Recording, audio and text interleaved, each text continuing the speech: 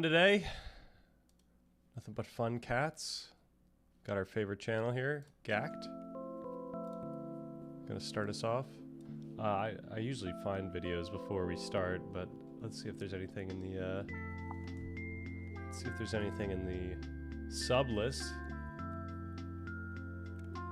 Do another Gacked video.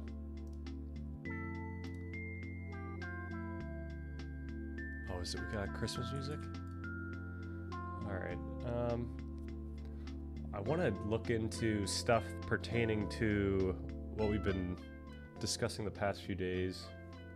And AI company wants to clone me. Nice. Liveness, we talked about. Oh, I didn't mean that.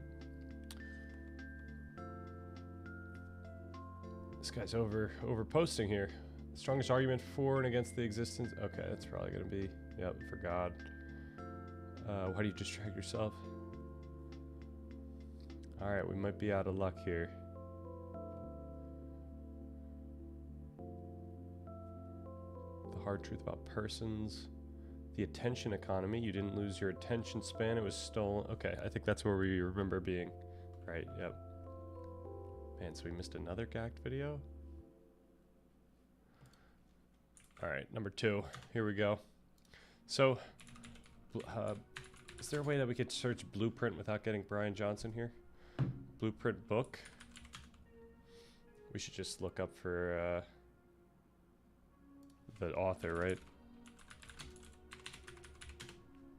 Not books, come on. Come on, there we go. Robert Plomin. What happens if we get Robert Plomin? Is genetic... Oh, okay, I don't know if we want that right here. This would be alright, but... Let's, this is probably fine.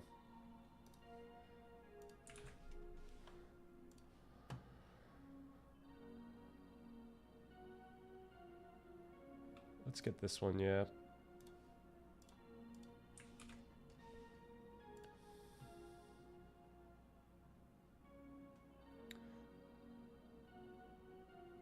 And then what would be...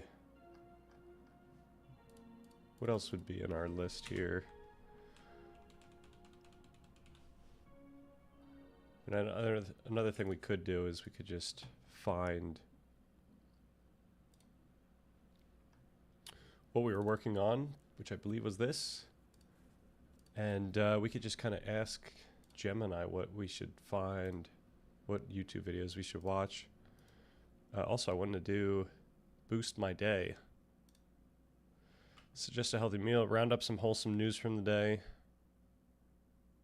Silly ways to instantly de-stress. I'll do the news again. Get another Gemini over here. What are some videos, YouTube videos or channels that would I'm gonna do fun, that would complement my research here, and then I'm just gonna throw this in and see what happens. What do we got? The cold moon, supermoon. Skywatchers are in for a treat tonight as the final supermoon of 2025, known as the cold moon, rises. It will appear about 8% larger than a typical full moon. It's a perfect excuse to bundle up and get some fresh air this evening. Ozone layer hope. Okay, that's good. Plastic pollution roadmap, a new report published this week, offers a concrete roadmap to virtually eliminate plastic pollution by 2040. It highlights the existing solutions like refill schemes adopted in France. Could cut pollution by over 80%. That's great. A heartwarming viral story has culminated in a massive win for an 88-year-old Army veteran. Okay. The Grill Master. Teaching resilience.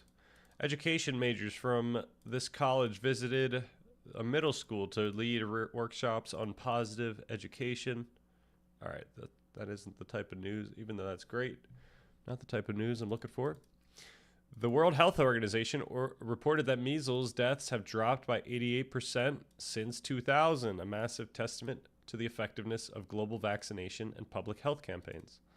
Nice. Unfortunately, that's a somewhat ironically grim thing right now, but the FDA has issued new approvals for treatments regarding macular edema and dry eye, offering new hope and better quality of life for patients suffering from these common vision issues. Ooh, I think I want to know about this. iWorld. iWorld? How do we find this? iWorld? iWorld Weekly.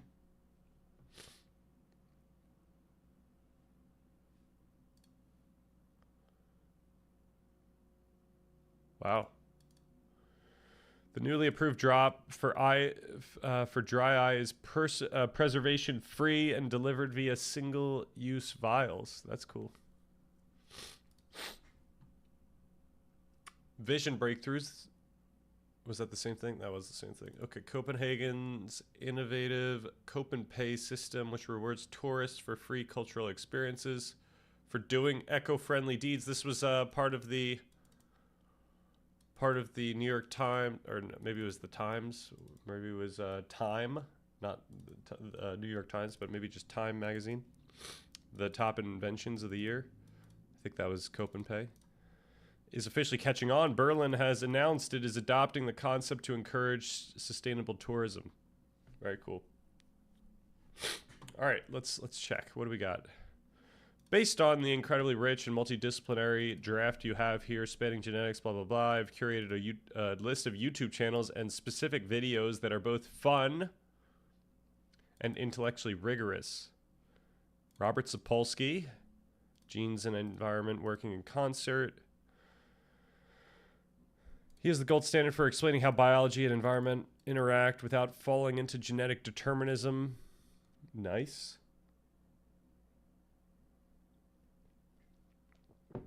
All right, let's find it. Let's go. On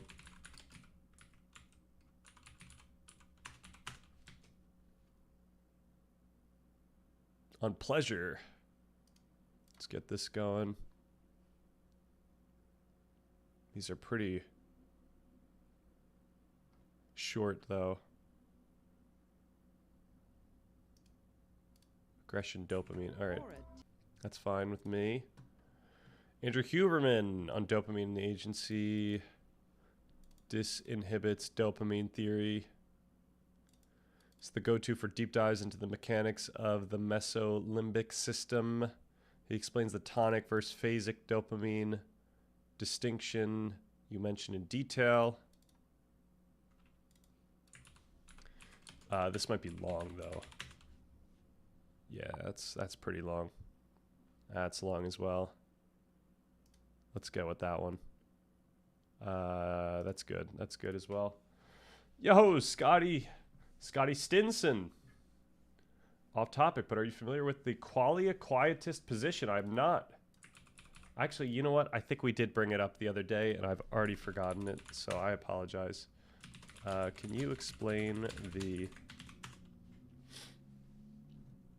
I should be tested, though. Someone should make sure I internalize these these random things that we learn on stream. The qualia quietist. Can I get any... I'm trying to see if I can remember, just based on the wording. Sophisticated philosophical stance that can be difficult to grasp because it requires unasking a question that feels very intuitive to most of us. In short, qualia quietism is the position that the problem of consciousness is not a scientific mystery to be solved, but a linguistic or conceptual confusion to be dissolved. Okay, that follows so far. To understand quietism, all right, what it's reacting against. We got the hard problem, Chalmers. Why does it feel like something? Right. Okay. Quietist stance, dissolving it. You're asking the wrong question. They argue that we are bewitched by language. We treat qualia feelings as if they are magical, invisible objects floating inside our heads that need a special physical explanation. The quietist argues it is a pseudo problem. There is no gap between the brain and the mind. The gap is created by the way we talk about it. Right. So this is all stuff I would agree with. Focus on function. Once you explain the functions, how the brain discriminates red from blue, how it reacts to pain, how it processes language, you have explained everything. So, I mean, I wouldn't say everything, but you've explained a lot. And the point I try to make in that video that we made more recently, or most recently, is that what we're really looking for is stuff that feels like it explains what's happening, or why we feel a certain way, or why our feelings have the certain components that they seem to have. So we can intuitively think that there's some like linguistic aspect of our experience, and there's some affective aspect and visual aspect and all that. And so we can consider how this is all getting packaged together, and why certain things are experienced differently, why there's differences of experience. This is what we mentioned pertains to what Anil Seth calls the real problem. There's no extra ingredient left over. Right. The issue is that you can't explain everything. It would be impossible to explain everything that's necessary. We are probably going to keep learning more about neural correlates that makes it more clear to us why we are conscious in the way that we are for the rest of our lives. So that's fun. Therapeutic philosophy. This approach draws heavily from Wittgenstein, who believed the goal of philosophy is to show the fly the way out of the fly bottle.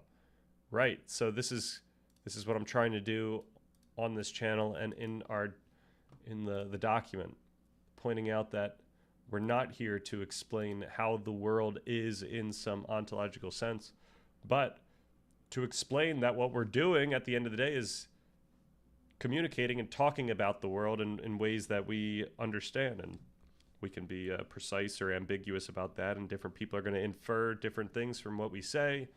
So yeah, the tricky thing about the hard problem is it's quite ambiguous in the sense that people can think many different things. Everyone has their own subjective view of their own consciousness. So this problem gets to live in many people's minds in different ways. The vitalism analogy. The best way to understand quietism is to look at the history of biology. In the 19th century, scientists struggled to explain life. They understood, so we made the same type of analogy. They understood anatomy, but they couldn't explain what made a body alive. They assumed there must be a special non-physical energy called vital spirit. We never found the vital spirit. We simply learned so much about metabolism, reproduction, and DNA that the question vanished. We realized that life isn't a thing added to the body. It is just the process of the body working.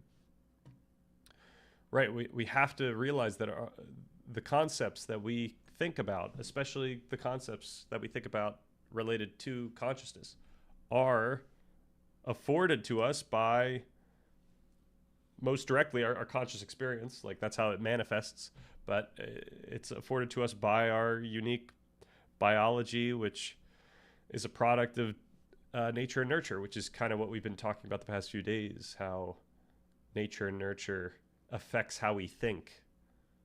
So that's a nice segue. Okay, how is this different from physicalism or illusionism? Physicalism, qualia are real, and they're exactly the same thing as brain states. That, I would say, is like a inappropriate way to describe qualia. Because when people think of qualia, they're thinking of the feelings they have and not the processes that lead to what they think are separate feelings. So it's really like qualia are the...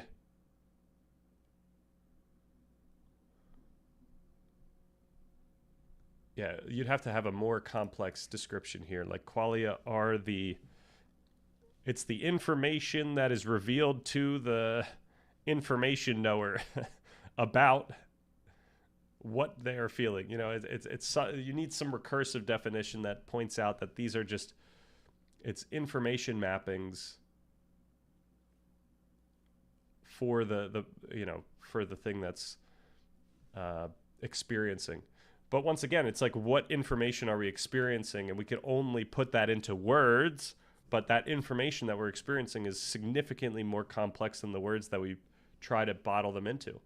So there's a tricky thing. Like, pragmatically, it just arises with the linguistics. That's why the linguistic philosophers have such a hold on contemporary philosophy, at least I believe. Illusionism. Qualia does not exist. We are tricked into thinking we have them. They are a user illusion, user interface illusion, and quietism. The debate between physicalism and dualism is nonsense. The concepts we are using are broken. It's not that they're broken, it's just they're not what we think they are. Stop doing metaphysics and look at how we use language. Right, okay, that would be the same conclusion. Of course, we need to do some metaphysics for the approach that we have in the document, not that one, understanding the world and our freedom within it. We have to think about the world in such a way that makes sense of all these things. So we kind of do embark in metaphysics, but we do so in a way that still highlights how contingent our understanding is. The quietist refuses to play the game, right? This position is incredibly frustrating to so many people. Critics argue that quietists are essentially denying the most obvious data point we have, our own experience. This is the criticism I make as well. Not this criticism, but I point out the same thing, that we cannot rely on what we believe is obvious data, because it's still like a conceptual thought that arises through this, what we understand to be our consciousness. We can't trust it in a sense. It is similarly contingent and affected by our culture, our learning, etc. To a realist, a quietist sounds like someone screaming in pain while arguing that pain is just a linguistic concept. I think it would be that pain, that the linguistic concepts we have about pain, or the linguistics we have about pain, do not capture the full essence of pain entirely. So the question is, like, what are we doing with the word? Like, what do we mean by pain? And so it always comes back to the linguistic discussion about the linguistics. When each of us think about pain, we're not thinking about the same thing exactly. Obviously, we could say that it's very intuitive for all of us because we have very similar physical bodies. Ignoring the intuition, even if the problem is linguistic, the intuition that there is a hard problem is very strong. That is true. This is a good criticism. Critics argue that quietism merely dodges the question rather than answering it.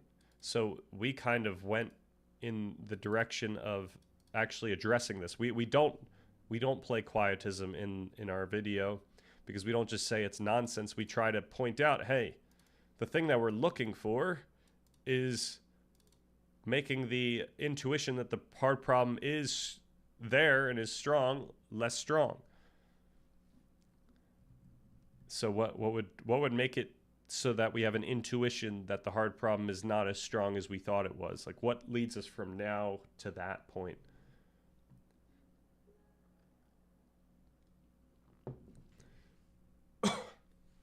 All right.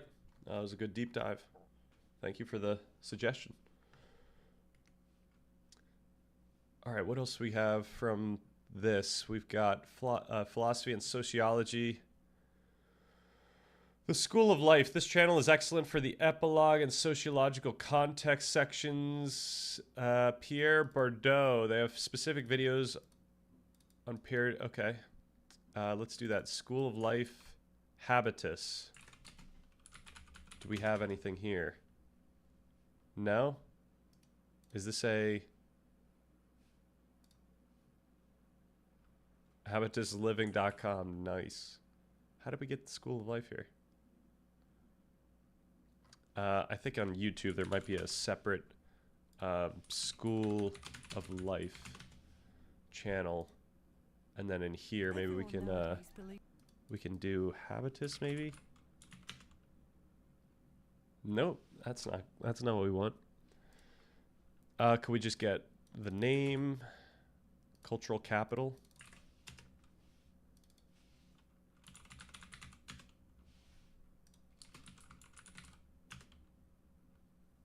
Nah. But maybe we should just check out the channel, maybe find something. Your 2 options in love after a bad childhood. Whoa. Okay, this is actually pertaining to us because we talk about the ramifications of certain types of childhoods. How all meanness is inherited. What is happening here? All meanness is inherited? Anxious and avoid. Okay, no. How to deepen your friendships, how to protect ourselves, the only way to date successfully. All right, what do we want? A lot of this is about relationships. A test to measure how good your father was? Yikes.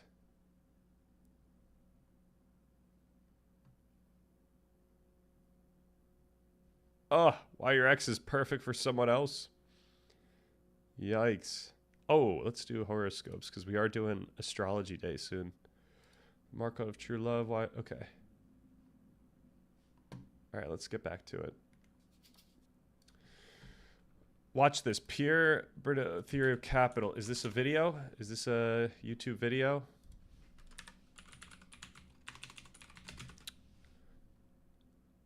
Nine minutes? All right, let's do it. Let's do it. Explain in 6 minutes. Let's go. Plastic pills and then and now. If you want to go deeper into critical theory and sociology, mention in your identity and sociological context sections. Then and now is the habitus and field.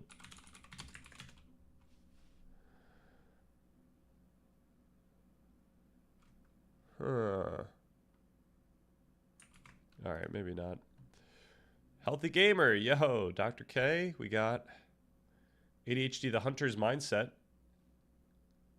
Yeah, okay, AoE, healer, right?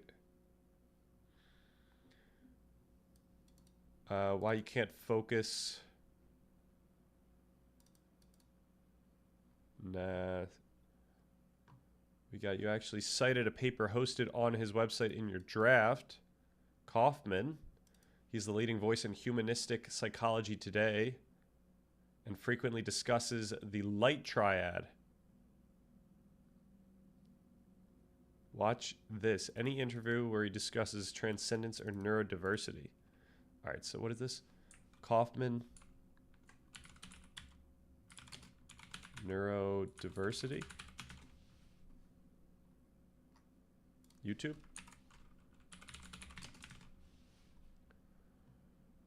We need something shorter.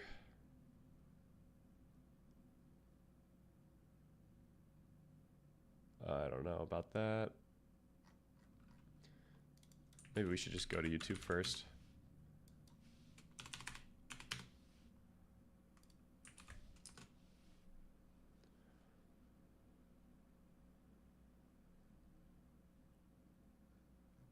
All right, I'm trying to find like a good sized video. Yeah, this is gonna be stopping stims. Stopping stims. That's what I'm reading. Pierre Bourdieu. All right. In a nutshell, dissatisfaction, Veritasium, Easter eggs for your luck section, the luck factor. Let's go there. Richard Wiseman's the luck factor.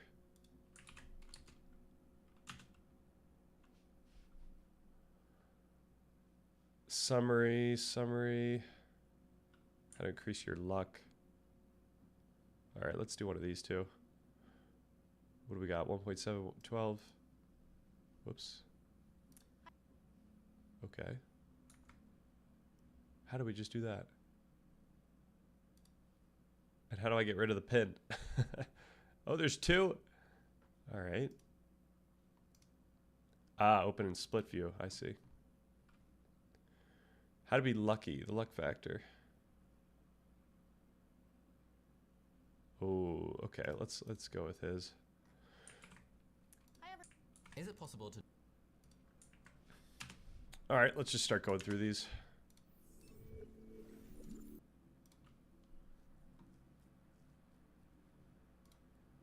What would you think if you heard about a new fortune-telling device that could predict psychological traits like schizophrenia and school achievement? This might sound like yet another pop psychology gimmick that claims to change our lives, but in fact this one is based on the best science of our times. Inherited DNA differences are the primary force in making us who we are. It's the blueprint for our individuality. A blueprint is a plan. It's not the finished three-dimensional structure. We don't look like a double helix of DNA. The environment can alter this plan temporarily, but we tend to bounce back to our genetic trajectory. Understanding how DNA makes us who we are will teach us to be more tolerant of others. Genetics, not free will, is the reason why some people are prone to problems like depression, learning disabilities, and obesity. On average, overall, 50% of the differences in any trait you want to mention are due to inherited DNA differences between us. I thought, for example, kindness would be more due to the way your parents teach you to care about people, for example. So I did a study where I hoped I'd show that it wouldn't be very heritable, and it turns out just to be as heritable as anything else. There's now a challenge to find any trait at all in psychology that's reliably measured that does not show significant genetic influence. Oh my Up gosh. until the last few years, we haven't been able to study DNA directly. We've had to use indirect methods like twin studies, comparing identical and non-identical twins, and adoption studies. We're now able to, with new technology, to be able to measure these, what we call polygenic scores that involve thousands of these DNA differences in order to predict psychological problems and promise from birth. The evidence for the importance of genetics itself calls for a radical rethink about parenting and education and society. When you're working with these very large samples, these tubes, in the old days, you'd have to do them one by one when you're going to put them into a solution, for example. But now, machines like this robot allow us to do thousands of samples at a time very quickly. It's this thing called a SNP chip, a single nucleotide polymorphism, that can measure millions of DNA differences for an individual on this one little chip. Nice. Implications for parenting, for example, we use the slogan, "Parents matter, but they don't make a difference." And what that means is that parents obviously matter tremendously in children's lives. They provide the essential psychological and physical ingredients for children's development. But most of the reason why children turn out differently is due to genetic differences. Genetic research shows, it might be hard to believe this, but if you were adopted at birth and reared in a different family, you'd still be essentially the same person that you are. The main message, I think, is that parents need to realize that children aren't blobs of clay that you mold to be whatever you want it to be. I hope that Blueprint helps relieve some of the guilt and anxiety that's piled on parents by parent-blaming theories of socialization. We're talking about genetic influence, probabilistic propensities, not predetermined genetic hardwiring. So you can change, but genetic propensities This are is the like so blueprint. controversial. Genetics is responsible for most of the differences that we observe in the population. Genetics tells us some interesting things about differences within families. Like most people recognize that relatives are genetically related. Children in a family will be different as well as similar. I grew up in a family in inner city Chicago where my parents didn't go to university, none of my cousins went to university, my sister didn't go to university. My sister had trouble at school. I mean, she just didn't like school and had trouble learning. Whereas I was interested in reading from very early on. We had no books in our house. So I used to go to the public library and bring books home. And even before I went to school, I was reading. And so I often wondered, why is that, you know? My parents didn't discourage me. They were pleased I did well at school, but I loved school. I found it easy to learn. But now with genetics, we know that individual differences in school achievement account for more than half of the differences between children. So I know my polygenic score for educational achievement, and it is very high. I don't know my sister's, but I'd be willing to predict hers isn't so high. And that means that, you know, you can kind of, you don't assume she did poorly at school because she wasn't trying hard enough. My parents interacted with us both pretty much similarly. thought school was a good thing, but they didn't push us very hard. But I did very well at school, my sister didn't. So I think genetics will allow us to consider differences within families. Look at that humble brag. Not just differences between families, and maybe to respect, well, first to recognize these genetic differences, and then respect them to a greater extent. Genetics accounts for a whopping amount of the differences between people. I'm glad, in a way, I didn't write this book 20 years ago. We had no idea about the DNA revolution at that point. And now the DNA revolution is sweeping into psychology. The key has been to recognize that thousands of tiny DNA differences are responsible for the ubiquitous genetic influence on psychological traits. And we can now measure these DNA differences in what are called polygenic scores. That is, many, many genes that you put together to predict risk. Not just 1 or 10 or 100, but thousands of these DNA differences. And in just the last 2 years, these polygenic scores have become the best predictor we have of some psychological traits, most notably schizophrenia and school achievement. There's no other predictors that can predict from birth, and this will promote research that aims to intervene to prevent problems before they occur. I think the ability to read our DNA blueprint will transform psychology, society, and how we understand ourselves. Oh, that's just rough. So for the document, we have to make it have some sort of practical perspective in which this information can give you some use, or you could take this and do something with it. And people don't have the resources to just get their DNA tested. So what is the takeaway? What is the takeaway from this book? Do I have to read this book to figure out the takeaway, or could I just Gemini this right now? Let's see. Let's see what's going on here. The publication of Robert Plomin's blueprint sparked a significant controversy in the scientific community, though the nature of this backlash is distinct from physical violence. Okay. I don't know why it needed to say that. Here's a breakdown of the pushback, its legitimacy, and the reality regarding the because I said assault. All right. Has there been an assault on the book? All right, let's chill out here. Okay, have people attempted to challenge it?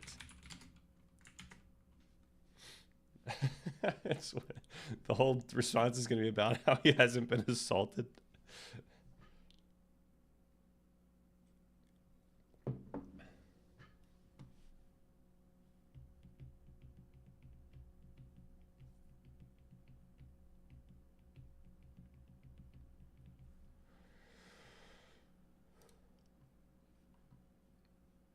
All right, so the next one we would go to is this,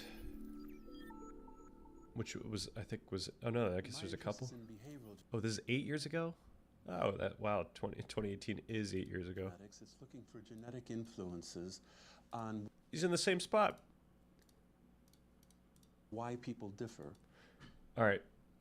It's a polarizing book. While Plomin is a giant in the field of behavioral genetics and the underlying science he cites is published in top journals, his interpretation of that data, specifically his claims about what it means for society, parenting, and education, has faced significant pushback from geneticists, sociologists, and psychologists.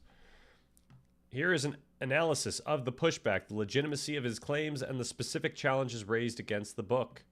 The main sources of pushback. The criticism generally falls into 3 buckets: scientific overreach, sociological insensitivity, and methodological flaws. All right, scientific overreach, the fortune teller problem. Plomin argues that we can now use polygenic risk scores to predict individual futures from birth, futures on intelligence, mental health, and personality. The pushback. Critics argue Plomin vastly overstates the predictive power of these scores for individuals. While PRS can predict trends in large groups, for example, this group of 10,000 people will likely have higher test scores than that group, they are notoriously imprecise for any single person. Current reality as of 2024, PRS for traits like educational attainment explain about 11 to 16% of the variance. This is statistically significant but leaves 85% unexplained making it a poor blueprint. Oh, I see what you did there, Gemini, for an individual life. All right, okay. So yeah, I don't think this is relevant for us. I mean, it's relevant to know. It's good to know. It's not relevant in the sense that I don't think the document would assume that people could get these scores checked. But maybe this is worth mentioning, that it gives some level of prediction on your life that's not insignificant, but perhaps it is just too poor of a prediction. All right, the nature and nurture of and parenting. One of Plomin's most provocative claims is that parents matter, but they don't make a difference. He argues that shared family environment, how you are raised, has almost zero effect on adult outcomes, and that what looks like nurture is often actually parents responding to a child's genetic nature.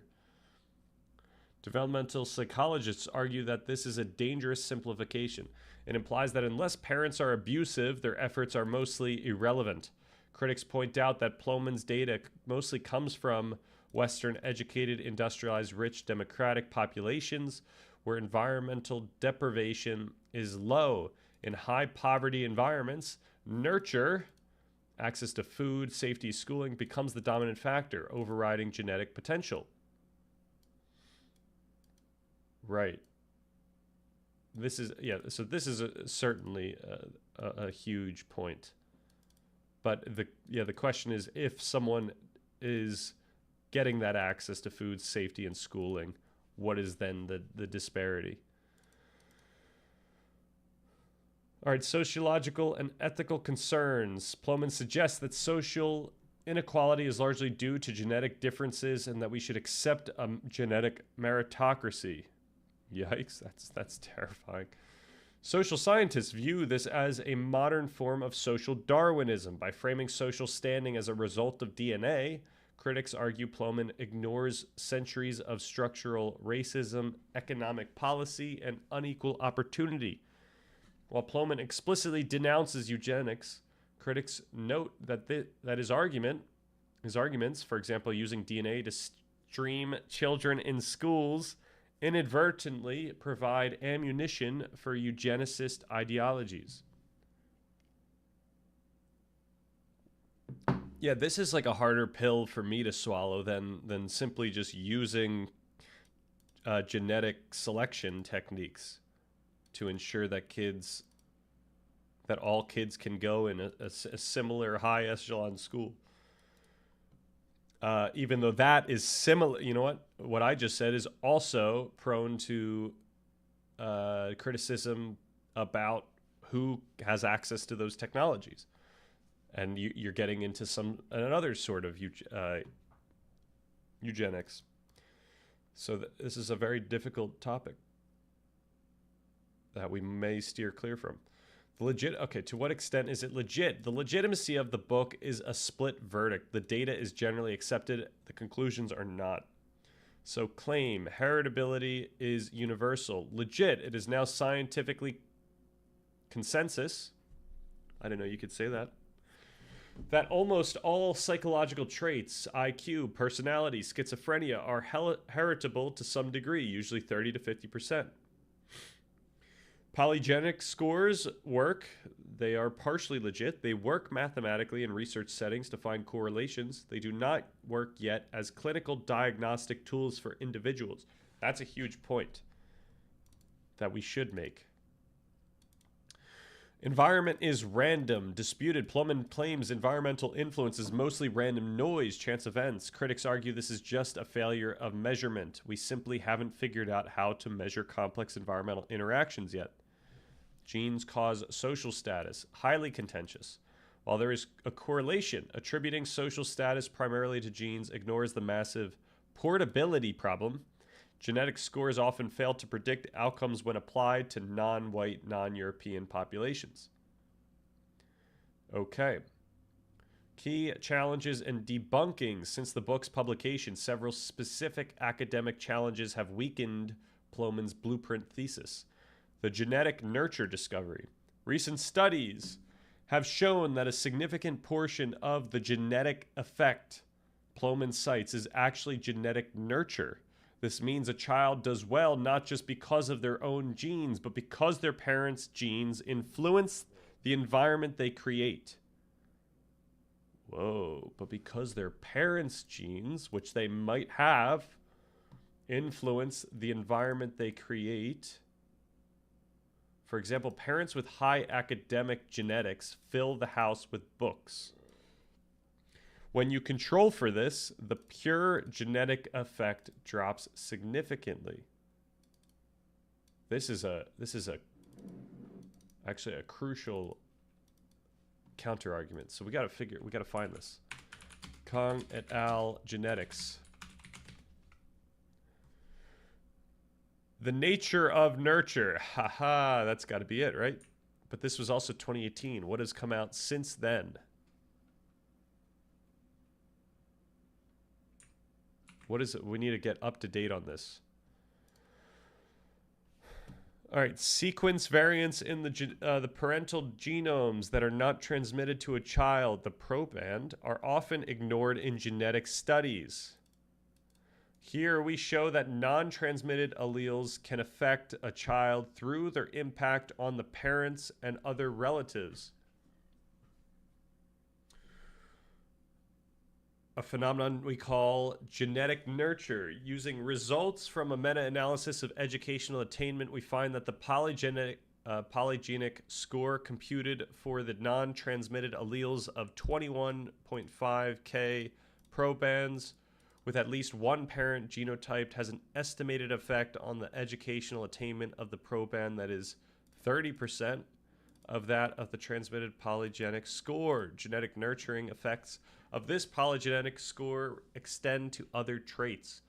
Paternal and maternal polygenic, I'm guessing genic, but it could be polygenic. Scores have similar effects on educational attainment, but mothers contribute more than fathers to nutrition and health-related traits. Polygenic. Polygenic, okay. So, yeah, we want to know what happened here. All right, the diversity portability failure. It has been proven that polygenic risk scores derived from European populations lose huge amounts of accuracy when applied to African, Asian, or Hispanic populations. This makes the blueprint inapplicable to the global majority, undermining its claim to be a universal theory of human nature. Right.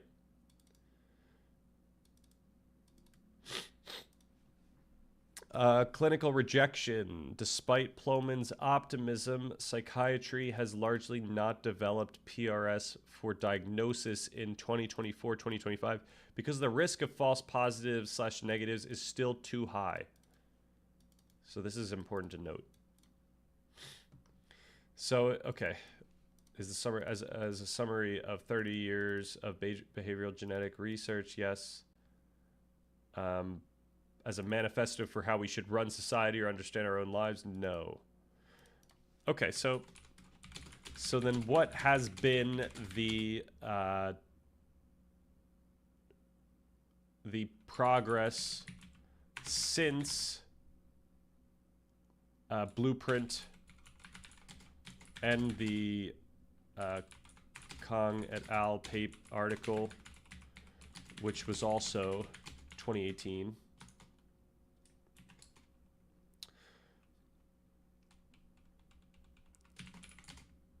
What is the consensus around nature, nurture, and genetic nurture today? And finally, what are the practical takeaways that an individual can apply when considering what affects how they think about and understand the world and their ability to identify and achieve their goals? All right, that's a lot to give it.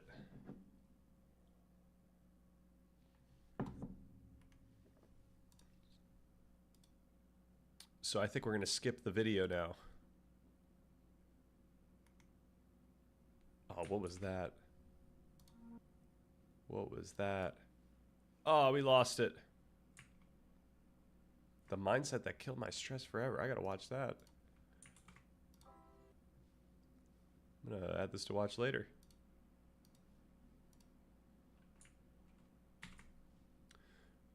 All right, what do we want to do? Dopamine jackpot?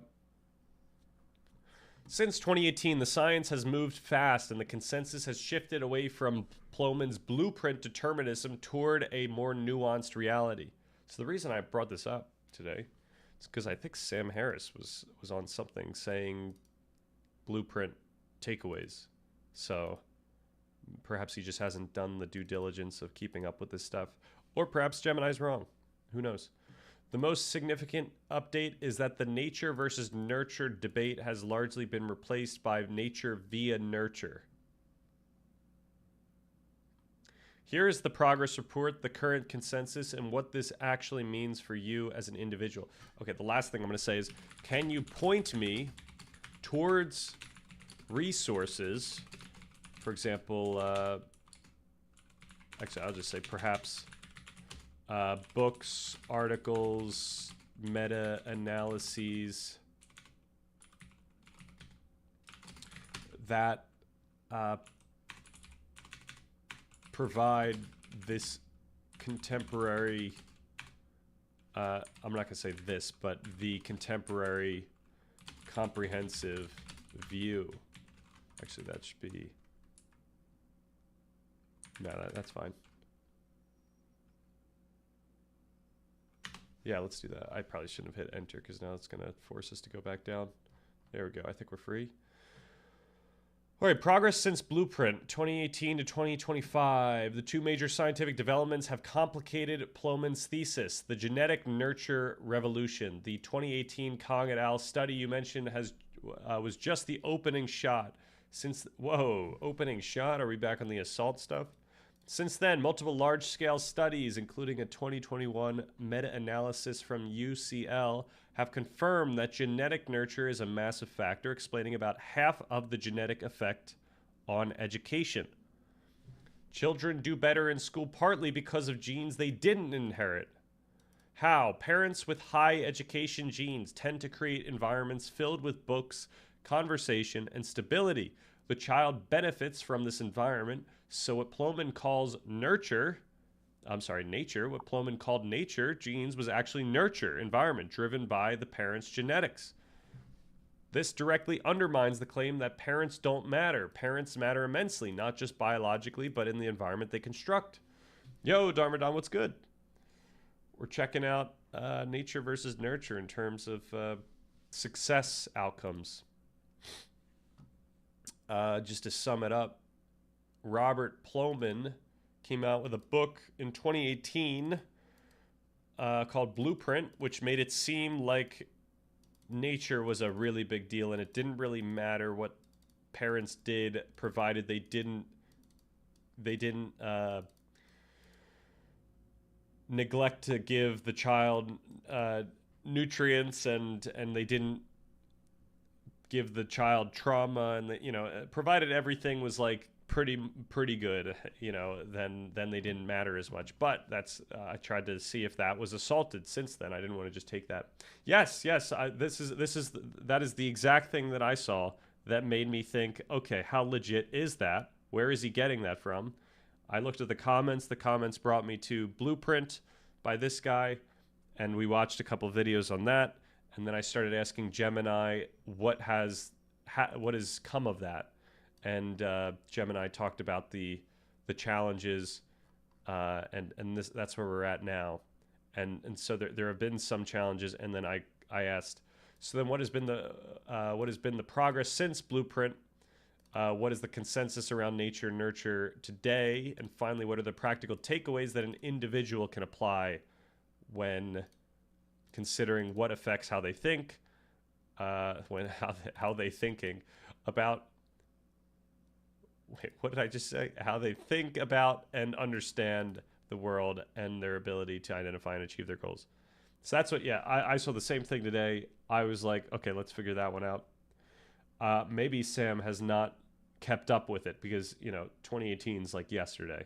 So, yeah, and this is right on topic because we really need to know this stuff. The one thing that I was pointing out is it really doesn't matter to an individual if like their genes are really predictive, because no one's getting their genes tested. That's not like a common thing. I guess we could mention that, but one of the things that this mentioned is that even though PRS, the polygenic risk score, is effective for populations, it's very difficult for just an individual. Like if you were to just give your DNA and get the correlation. PRS for traits like educational attainment and explain about 11 to 16% of the variance. This is statistically significant, but leaves 85% unexplained, making it a poor blueprint for an individual life. So even that doesn't help us out. So the question I'm trying to get to is what from this conversation can we actually get in terms of practical takeaways? Kind of age-old debate, right? Nature, nurture. If science is flip-flopping on an age-old thing, I don't know why I would get caught up in that, right? Well, I'm always just interested in what the most contemporary science tells us, because I hope that someone is paying attention to all of the findings up to this point and then says, okay, given all this, we're allowed to say this, and not perhaps what we said 4 years ago because we didn't have extra information. Same with like the consciousness people. That's what I was really trying to do there. All right, so the genetic nurture revolution. The 2018 study you mentioned was just the opening shot. Since then, multiple large-scale studies have confirmed that genetic nurture is a massive factor, explaining about half of the genetic effect on education. Wow. So the finding, children do better in school partly because of genes they did not inherit. Parents with high education genes tend to create environments filled with books. So I don't think this is just about the genes they didn't inherit, but it's some of the genes that they did inherit. But I guess if this thing is mentioning about half of the genetic effect on education, I think that's a different thing. I don't think I could take away what I was trying to take away there. Some of these genes they'll inherit, but parents with high education genes tend to create environments filled with books, conversation, and stability.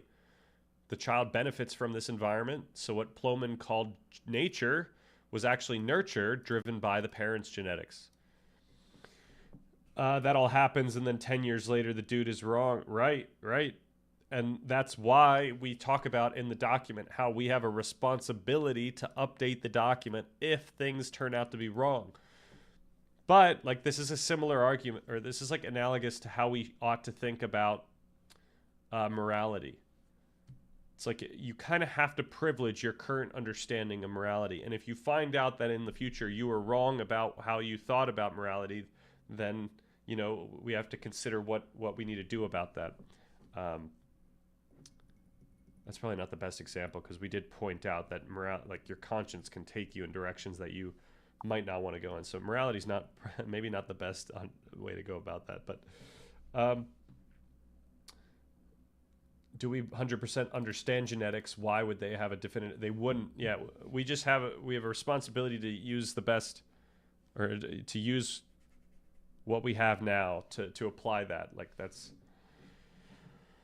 If we trust in the method of science, then yeah, that's kind of what we're at. But it's because we're trusting in the method, we trust more so that our understanding in 5 years is more accurate than we will trust what we have currently. I probably said that in a weird way, but I think the point was there. Sydney Sweeney writes a paper. The results will shock you. Gone wrong. Wow. What is going on, Onion Helmet? You won't believe number 10. I want to know about number 10 now. Or you could forget your prideful knowledge and let Jesus take the wheel. True. That's the nice thing about dogmatic faith. It doesn't require you update your understanding. That, like, there's so much responsibility in the scientific method. It's not just using the scientific method now. It's that the scientific method can be applied in the future to assault what you know. Like, that's what you're taking up on. Dom sounding like a southern pastor. Satan has more knowledge than all of us, brother. Perhaps. It's pretty profound.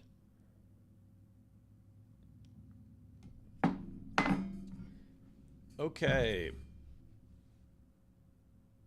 The portability crisis. Plomin predicted that polygenic risk scores would soon be used clinically for everyone. This hasn't happened. PRS are incredibly accurate for white Europeans on whom the models were trained, but lose 50 to 80% of their accuracy when applied to people of African, Asian, or Hispanic descent. Current status as of 2025, using these scores for individual prediction is considered scientifically irresponsible by most geneticists because the error bars are still too wide for any single person. So, yeah, that's kind of the perspective we have to take with the document.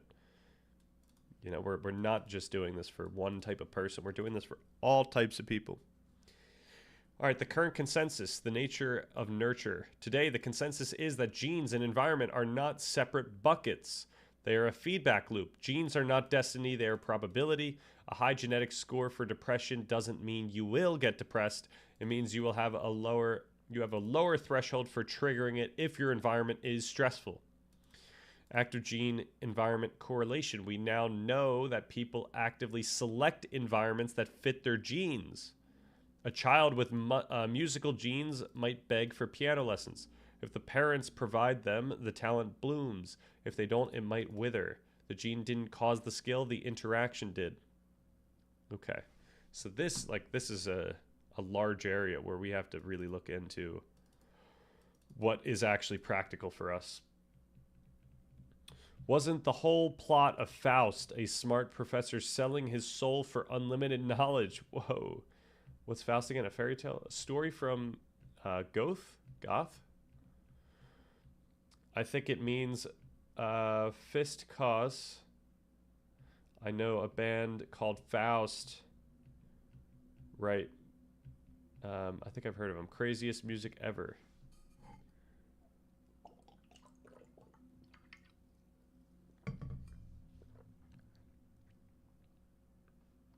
All right, practical takeaways for the individual. If you accept that you have genetic predispositions, a hand of cards, but also agency, how you play them, here is how you can apply this to your life and goals. Stop swimming upstream, the alignment principle. The insight, behavioral genetics shows that we often gravitate toward environments that fit our DNA. Wow, we have to really go into that because that's a crazy finding. So if you find yourself consistently failing at a specific type of goal, for example, I will become a chaotic creative, when you have a high genetic need for order conscientiousness, you may be fighting your own biology. The fix, instead of shaming yourself for not being someone else, audit your past. Where did you succeed with relative ease? That is likely where your environment and genetics were aligned. Double down on those environments. Okay. The more we go into this stuff, I think the more it is important that we discuss what, like, dopamine and willpower and all that stuff would, discuss all that stuff to just lay a foundation that we can now then talk about personal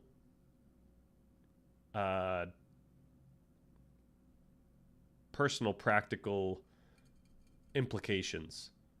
And that would set up the entire document of, hey, for you, consider whether you learn well in this way and look at your past. And really, like, the one thing that's very, obviously very Jordan Peterson, but, it connects with so many philosophies and religions, is pay attention to whether or not something is fluid or fluent for you, and consider what that might mean. But it's not to go too far and to say that anything that provides you a modicum of difficulty is not for you. It's just,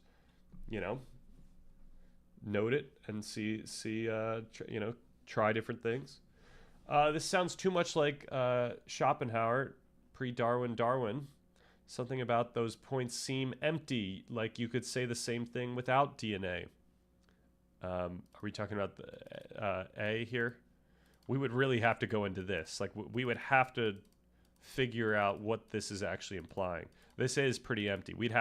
I think we'd have to do a whole day of research on just this.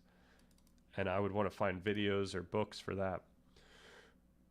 You can't let normies see this, Stan. It will ruin everything. Can't put my finger on it. Yeah, we have to normify this stuff. All right, use environmental scaffolding for weaknesses. Genes influence impulsivity and executive function heavily. If you have low conscientiousness genes, try harder is an inefficient strategy. You need external structures to do the work for the work your prefrontal cortex struggles to do. So this is kind of what we want to set up. So this is very much coinciding the message we want to already make. We don't want to do brute force willpower, especially if you aren't high in conscientiousness. High genetic risk for procrastination. Do not rely on willpower. Use app blockers, co-working spaces, and accountability partners. You are building an exoskeleton for your will. So it's not that you have to use these. We're going to provide a bunch of different things we can use. And all of these should be in there. And the question is, what resonates with you? Try things out and figure out what works for you. The big five is the furthest I'll go. Right. I mean, we just have to figure out if there's anything relevant that we can explain in a normified way. But remember, the document, even though it's supposed to be somewhat normified, like it's not supposed to go into the absolute weeds. Like, it is supposed to be comprehensive, so we have to, like, I prioritize the comprehension or the comprehensiveness over the normification, and then we can normify for content around it. But we need the stuff in the document. It needs to be in there because that's our, like, that needs to be our bedrock, our foundation. So we can't lose essence because we don't want to go too deep in the weeds.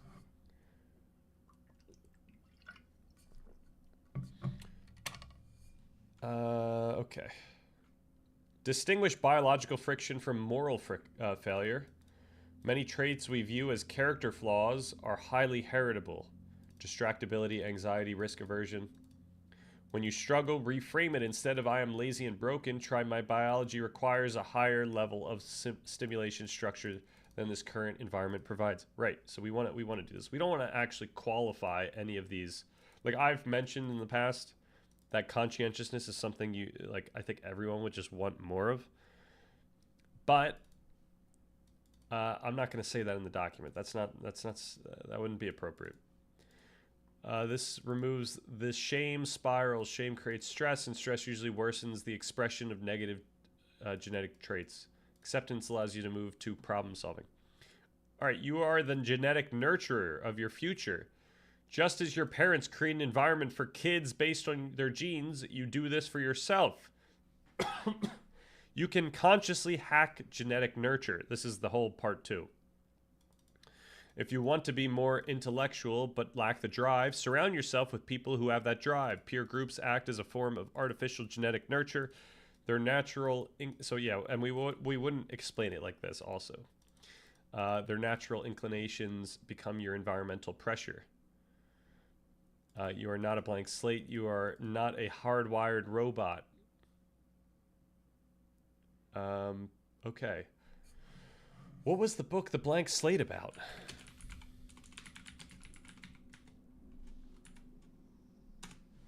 The Modern Denial of Human Nature. 2002. Against tabula rasa models in the social sciences, claiming that human behavior is significantly shaped by evolved psychological traits.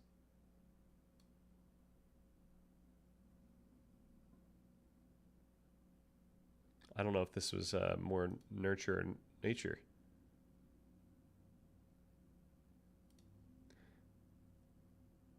The idea that individuals born without any innate knowledge or mental content and their minds are instead a blank slate, filled solely by experience and perception. This theory most famously is... Okay. Right, and this is... he's arguing against that idea, the blank slate.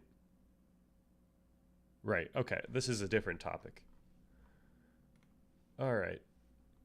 Can you point me towards resources, perhaps books, articles, meta-analyses that provide the contemporary comprehensive view?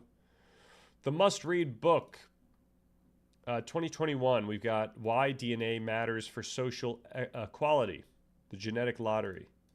This is widely considered the sequel or corrective to Plomin's Blueprint. Hardin, a behavioral geneticist at UT Austin, accepts the same data Plomin uses but draws radically different conclusions. The consensus view, she argues that while genes do cause differences in life outcomes, this is purely luck, not merit, and should be used to design a more supportive society, not to sort people into winners and losers.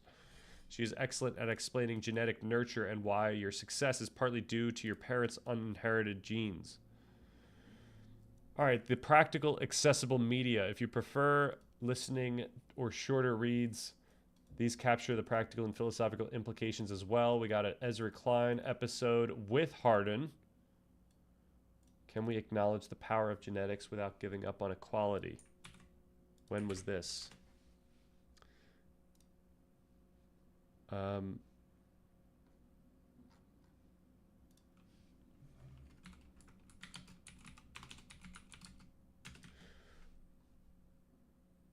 When was this then? All right, let's go YouTube. Let's go Ezra Klein.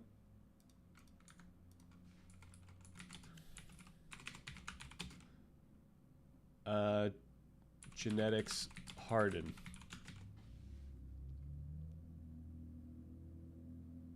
Nope.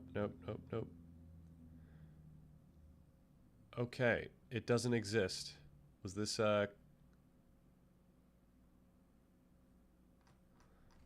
maybe this was Cap. This was Cap. Catherine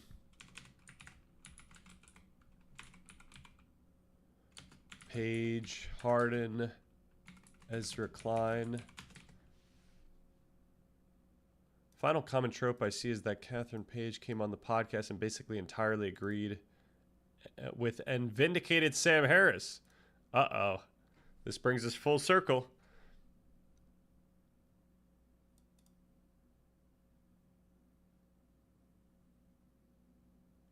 Oh no. Is this what is this where they got in a... I don't know the lore about Ezra Klein and Sam Harris's beef, but it wasn't about this stuff? Oh my gosh, there's a lot of backstory to this podcast, which is covered in more detail in this piece. The short version is that Sam Harris and I have been going back... Who's talking right now? Ezra Klein. Oh my gosh. And I have been going back and forth over an interview Harris did with the Bell Curve author Charles Murray. In that interview, which first aired almost a year ago, the two argued that African Americans are, for a combination of genetic and environmental reasons, intrinsically and immutably less intelligent. Jesus Christ. Vox. When do we talk about Page, though? That's what we're looking for. Couple things. Oh, okay. The final thing that you did, is this the transcript of this very...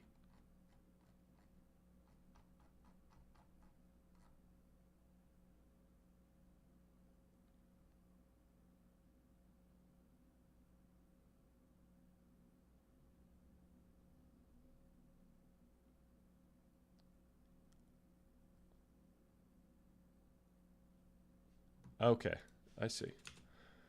All right, a couple things on that. I doubt... Okay.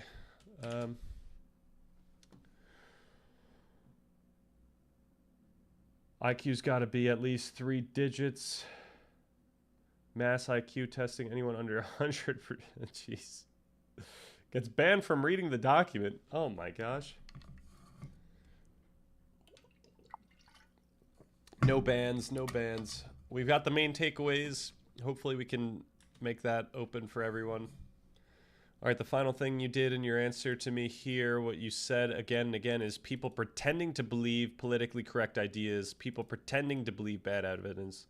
A couple things on that. I don't doubt your sincerity in this, but I can assure you that Nisbet and Paige Harden and Eric Turkheimer and me, we actually believe what we believe. One of the things that has honestly been frustrating to me in dealing with you is you have a very sensitive ear to where you feel that someone has insulted to you, but not a sensitive ear to yourself. During this discussion, you have called me, and not through implication, not through something where you're reading in between the lines.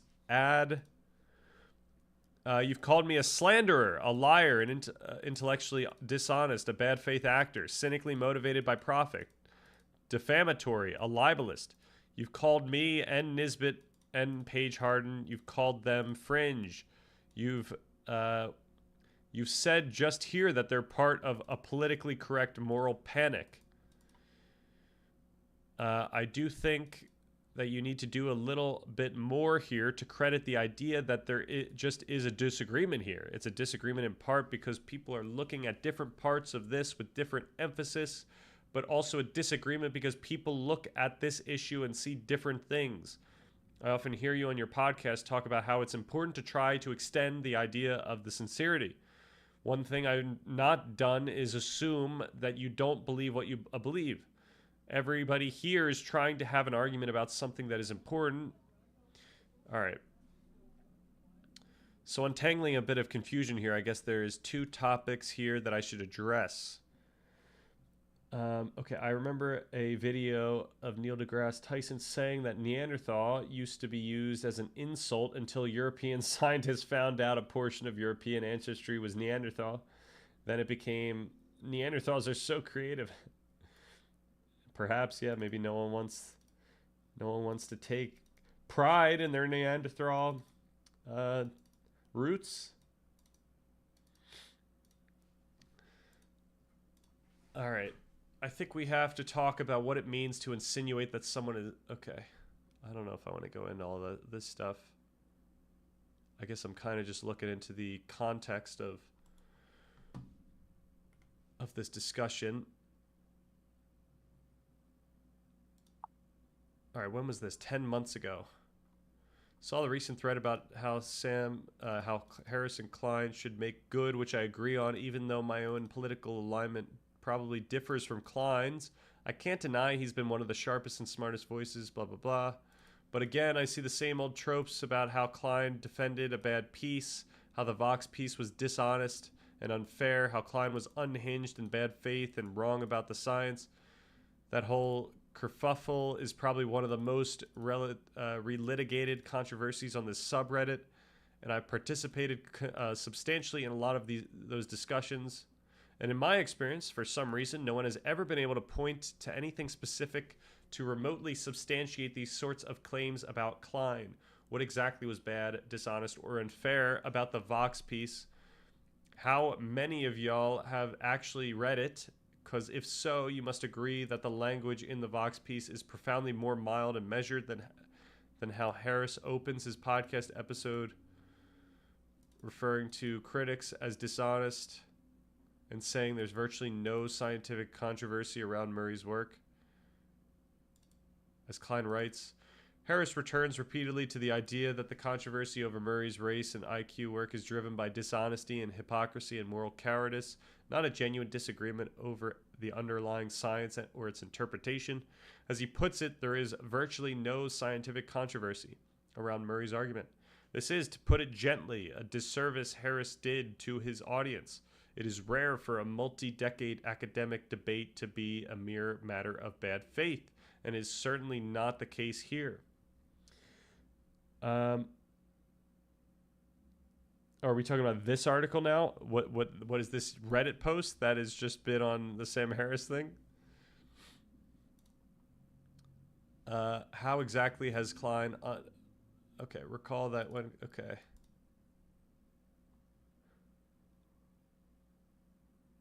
Can we get the Harden? Any Hardens? We're kind of looking. Final common trope I see with Catherine Page Harden is that Catherine Page Harden came on the podcast and basically entirely agreed with and vindicated Harris. Again, people aren't truly listening. They seem to lazily mistake Harden's dispositional agreeableness for substantial change on core disagreements, which did not occur. At most, what she essentially says, albeit in an incredibly tactful way, is that given Harris's arguably unhinged reaction, the intention of her criticism didn't get across. The disagreements on core points remained.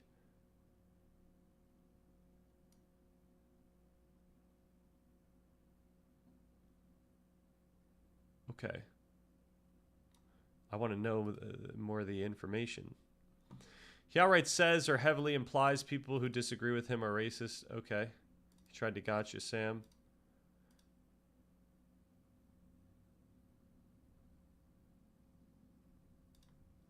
It was Ezra Klein who taught me that what virtue signaling was. Ezra didn't show up with the intention to have a conversation. A conversation simply didn't happen.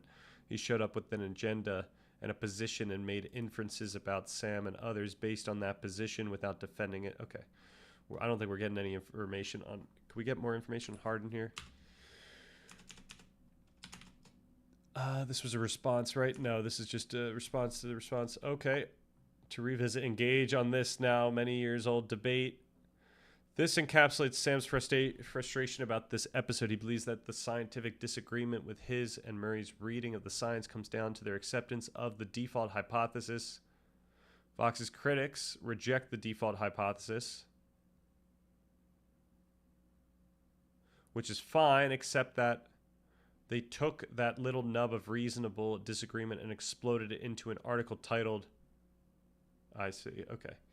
What people noticed with Paige Harden's appearance is that she was conciliatory in the sense of acknowledging that this is a minor disagreement over scientific intuitions.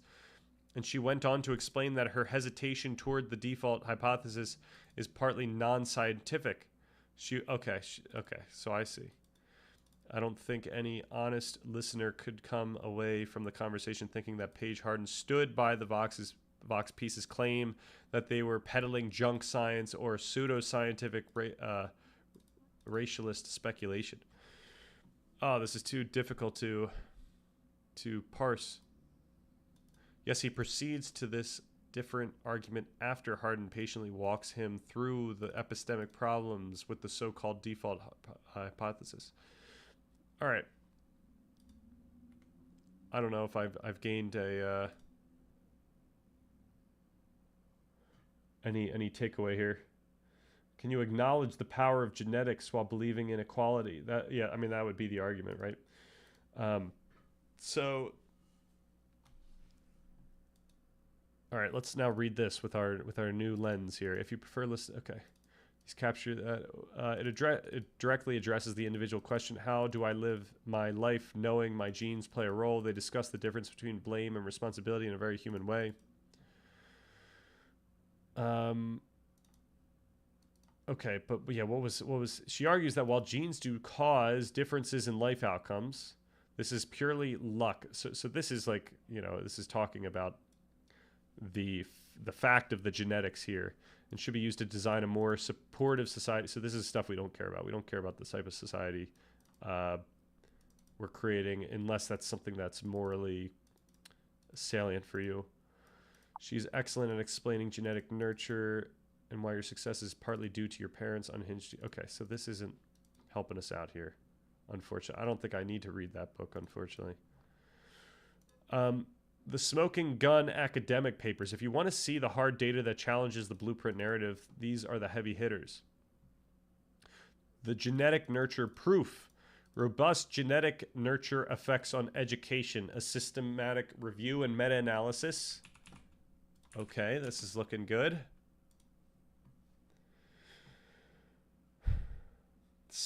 All right, I'm going to read that in a second, but there's no facts, only interpretations. Very nice. Similarities between parents and offspring arise from nature and nurture. Beyond this simple dichotomy, recent genomic studies, is it genomic? Genomic. Oh, come on. I gotta get a pronunciation.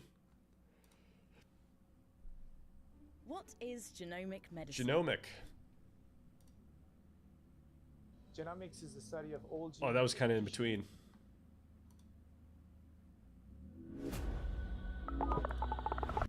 Welcome to Genomics and Moments. Genomics, okay. Presented by 2 to 1, if that. Beyond this simple dichotomy, recent genomic studies have uncovered genetic nurture effects whereby parental genotypes influence offspring outcomes via environmental pathways rather than genetic transmission. Such genetic nurture effects also need to be accounted for to accurately estimate direct genetic effects. That's the really important thing. Genetic effects on a trait originating in the offspring. Empirical studies have indicated that genetic nurture effects are particularly relevant to the intergenerational transmission of risk for child educational outcomes, which are, in turn, associated with major psychological and health milestones throughout the life course. These findings have yet to be systematically appraised across contexts. We conducted a systematic review and meta-analysis to quantify genetic nurture effects on educational outcomes. A total of 12 studies comprising 38 point... Okay, so we've seen this before. We've seen that exact number. Where do we see that number? Am I going crazy? Maybe I'm going crazy. Distinct parent offspring pairs or trios, blah, blah, blah, blah, blah. Genetic nurture effects on offspring educational outcomes were smaller than direct genetic effects. Okay.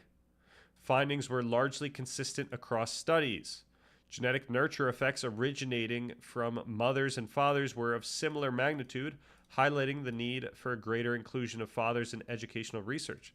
Genetic nurture effects were largely explained by observed parental education and socioeconomic status,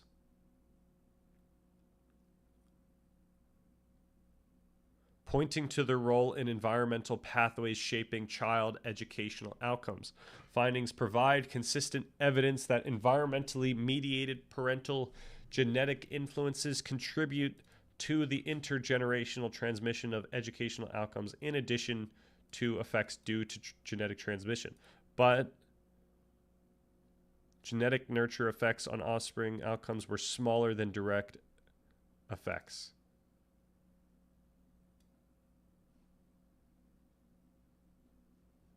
Okay. So the genetics still seem to be a huge factor here. Then we got this genetic nurture, which tells part of the story. Yeah, this is tough stuff. Are some people just predisposed to becoming crackheads due to their genes? To becoming crackheads, I don't know. That would be a tougher one to find. But people are more likely to become crackheads in theory because of like even just the big 5 traits. Like addictive personality is also, I think, heritable. Like I don't know what that's actually represented as or how they gauge it. I don't know what genes are involved, but I think that's heritable. So that's something to know about. All right. What happened here? All right, we got to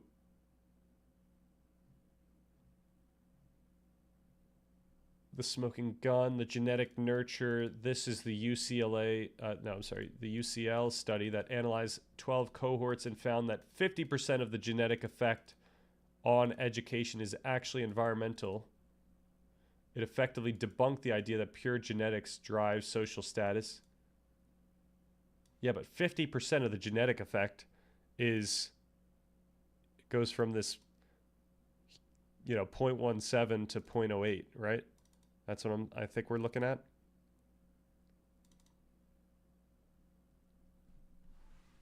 So I don't know if it's not like taking out the idea that But it's effectively, it's debunked the idea that pure genetics drives social status, but it is not as significant as the direct effect. All right, the portability crisis, why the blueprint fails globally. This famous paper showed that polygenic risk scores are far less accurate for non-European populations. This is huge to keep in mind. Recent updates, polygenic risk score portability for common diseases. A recent review confirming that we still haven't solved the problem, meaning blueprints remain scientifically invalid for the global majority. All right, technical consensus. Paper, social science, genomics, process challenges and future directions. This is going to be really important for me to get context. Cited 22.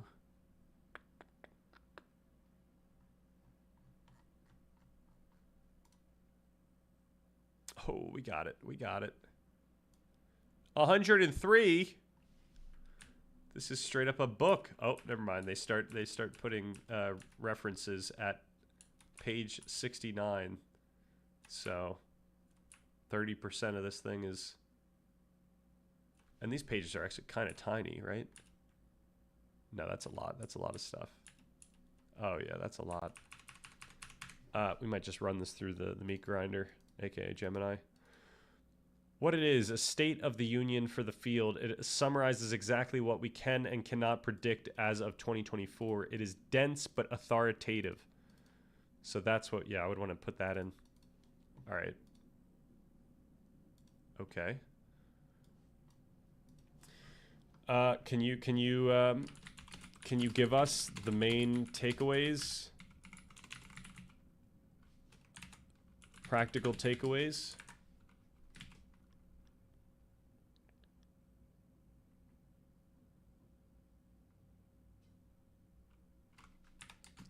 Of the technical consensus, without going too deep into the weeds.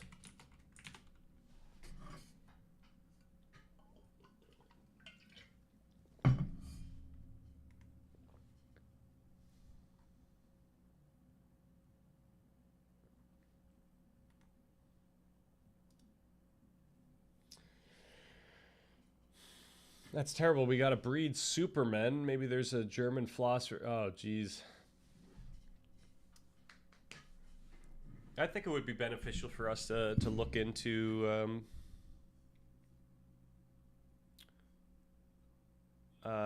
you know, like a way to make gene selection be pervasive and, you know, not something that's gated by people of certain wealth. I think that would be beneficial.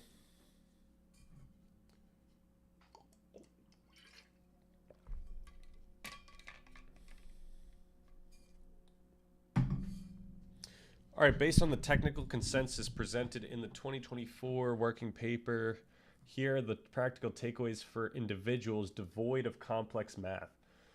The fortune teller error. Genes do not equal destiny. The consensus is that genetic data do not produce a hard blueprint for your life. Instead, it offers probabilities. High heritability does not mean a trait is unchangeable.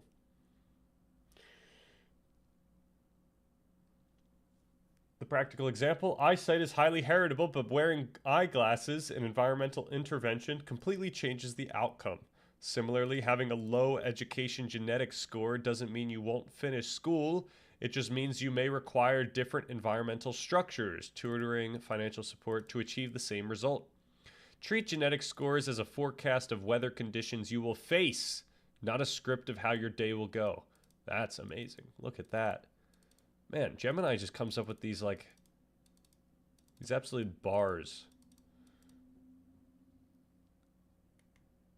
The tool, polygenic indexes, are noisy. The main tool used to measure your genetic propensity is the polygenic index, a single score that adds up millions of tiny DNA differences to predict a likelihood. For example, your likelihood of being tall or completing college, or being a crackhead. I'm going to create a new law. Nice. Get in there. Onion's layered theory. For every study, there is a study to disprove it. True. That's why it's important to find meta-analyses. But what we could do is we could say, what was this? This was, let's get a different Gemini and say, was this, or is this consensus actually consensus? Is it disputed? And see what it says to that. All right.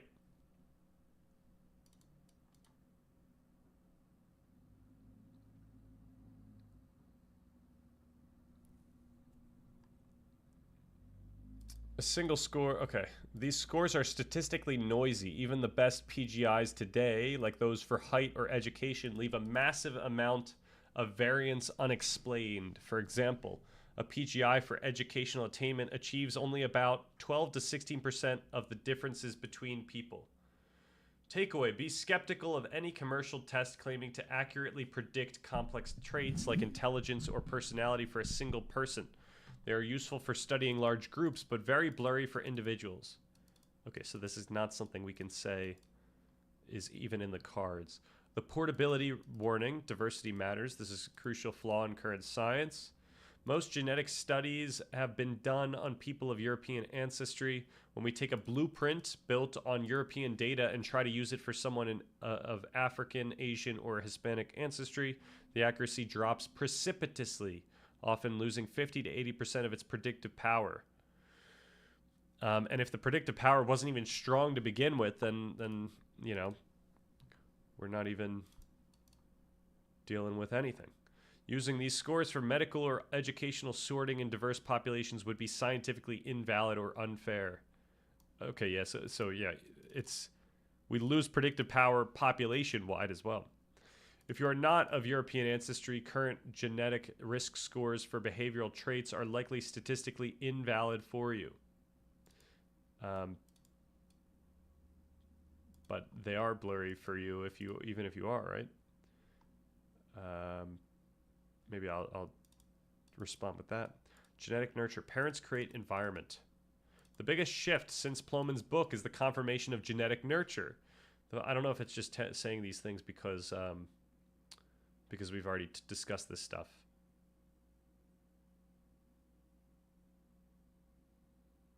So I kind of want to just to make sure. Could we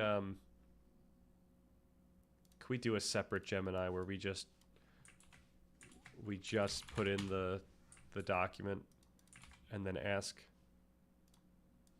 Because I don't want this thing to be overly polluted by our previous discussion. Like layers of an onion. What is European ancestry? White people? I think so, kind of. That it's like the goes by weird science. No, weird populations. That's what I'm looking for. Refers Western, educated, industrialized, rich, democratic, who are psychologically unusual compared to the majority of humans globally, exhibiting strong individualism, analytic thinking, and focus on internal states like intentions rather than holistic relational views common elsewhere. This distinct psychology developed over centuries through specific European history, particularly church-led family structure changes, and significantly impacts psychology research, as most studies use these unrepresentative samples. So, it would be funny if European ancestry was only people from Germanic-speaking Protestant countries, right?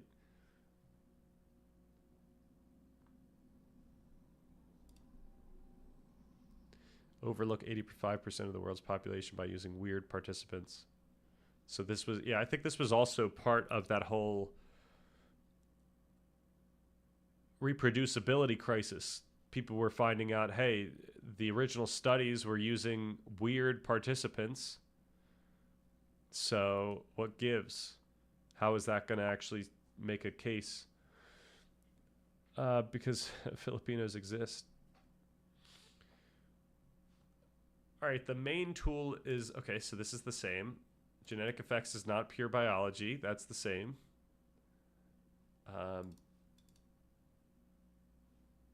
Genetic variants often affect outcomes through environmental channels, right?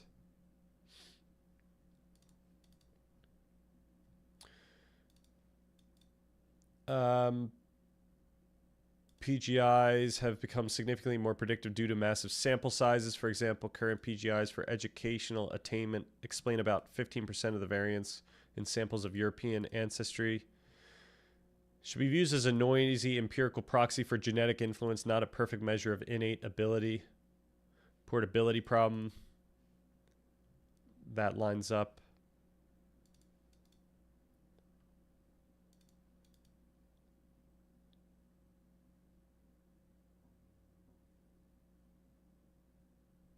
Correlation is not causation.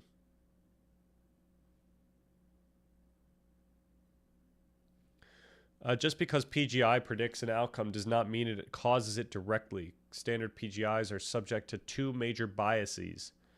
Population stratification. People with similar ancestries share similar environments. If you don't control for this perfectly, genetic associations may actually reflect cultural or geographic environmental differences. That is huge. Parents pass on genes and environments. Right. Genetic nurture. A child's PGI might predict their success partly because it is correlated with their parents' genes, which influence the home environment. Parents with educational genes buy more books. The gold standard is family data. To strip away the biases mentioned above, the technical frontier is moving toward family-based designs. Uh-oh. Examining differences between siblings who share parents or controlling for parental genotypes isolates the random variation of genetic inheritance. While family-based designs can yield clean causal estimates, they currently suffer from smaller sample sizes and lower statistical power compared to population-based studies. Wow. Does this, so I know they're talking in terms of studies, but like, does this mean that if I wanted a clear view of my genes, I could get my siblings and parents, and once we all fill out our stuff, we could figure out a lot more about us? Best practices for application. When using PGIs in economic or social research, the consensus suggests PGIs are highly effective as control variables in randomized controlled trials. They can absorb residual variance and increase statistical power equivalent to increasing sample size. Because PGIs are noisy proxies, coefficients will be biased if you use them as regressors. Researchers should use instrumental variable approaches or regression disattenuation methods to correct for this error. PGIs are excellent for studying heterogeneity, such as identifying which individuals benefit most from an education policy based on their genetic predisposition. Okay, use genes as controls. Genetic scores are most useful as control variables, not as primary explanations. In studies like testing a new teaching method, controlling for genetics helps us see the true effect of the intervention more clearly by removing the noise of biological differences. We don't need to believe genes cause everything to find genetic data useful. Okay. What personal, individual, practical takeaways does this imply? Like for the common person who isn't able to... Actually, I'll say for the common, for the person who is able to test their genes, and then more importantly, for the common person who is unable to or unaware of the possibility to test their genes.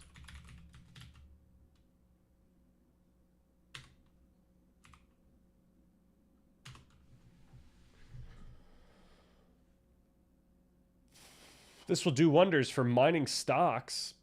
The children without genetic dispositions yearn for the mines. Wow. Don't we all yearn for the mines?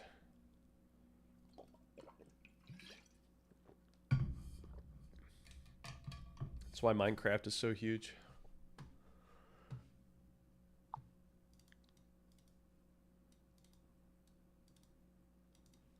Yeah, if mines didn't have harsh conditions, it would be kind of a good gig, but all of this research, what's it trying to get at? Are you asking practically, or are you making a joke here? Because for me, this is just me getting an understanding of the scope of this space. This is kind of what I like to do, just to figure out what are people saying about this topic. Like what is happening in this topic? Where are we currently at? So when someone brings this up later on, I could at least have a little bit of confidence in some of the stuff that I might be taking for granted. Now the real question is, that is real but highly specific. Okay, the real question is, what are the takeaways that we can get? And that's what the document's going to care about. About the papers. Oh, what are the papers trying to get at? Who wrote the bell curve? I think people are just interested in these things. And perhaps they are interested in being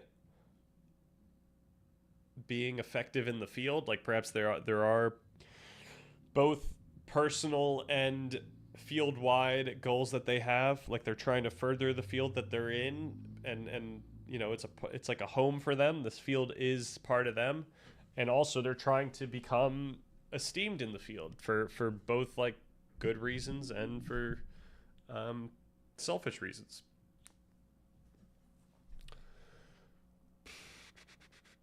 People who are highly esteemed in fields get more resources in the field, and then are able. So if you have confidence in yourself, then you would want yourself to have those resources so that you could make more discoveries, even if it's for the greater good. It comes down to will to power. I'm not sure what is will to power. Is real. It represents the consensus of practitioners within the field. Oh, it is a statement of here is what we can do and how we agree to do it. However, outside that specific circle, the consensus dissolves. The field is actively disputed on three major fronts. Methodological, what it actually, does it actually work? What does it mean? And should we do it? Right, okay. All right.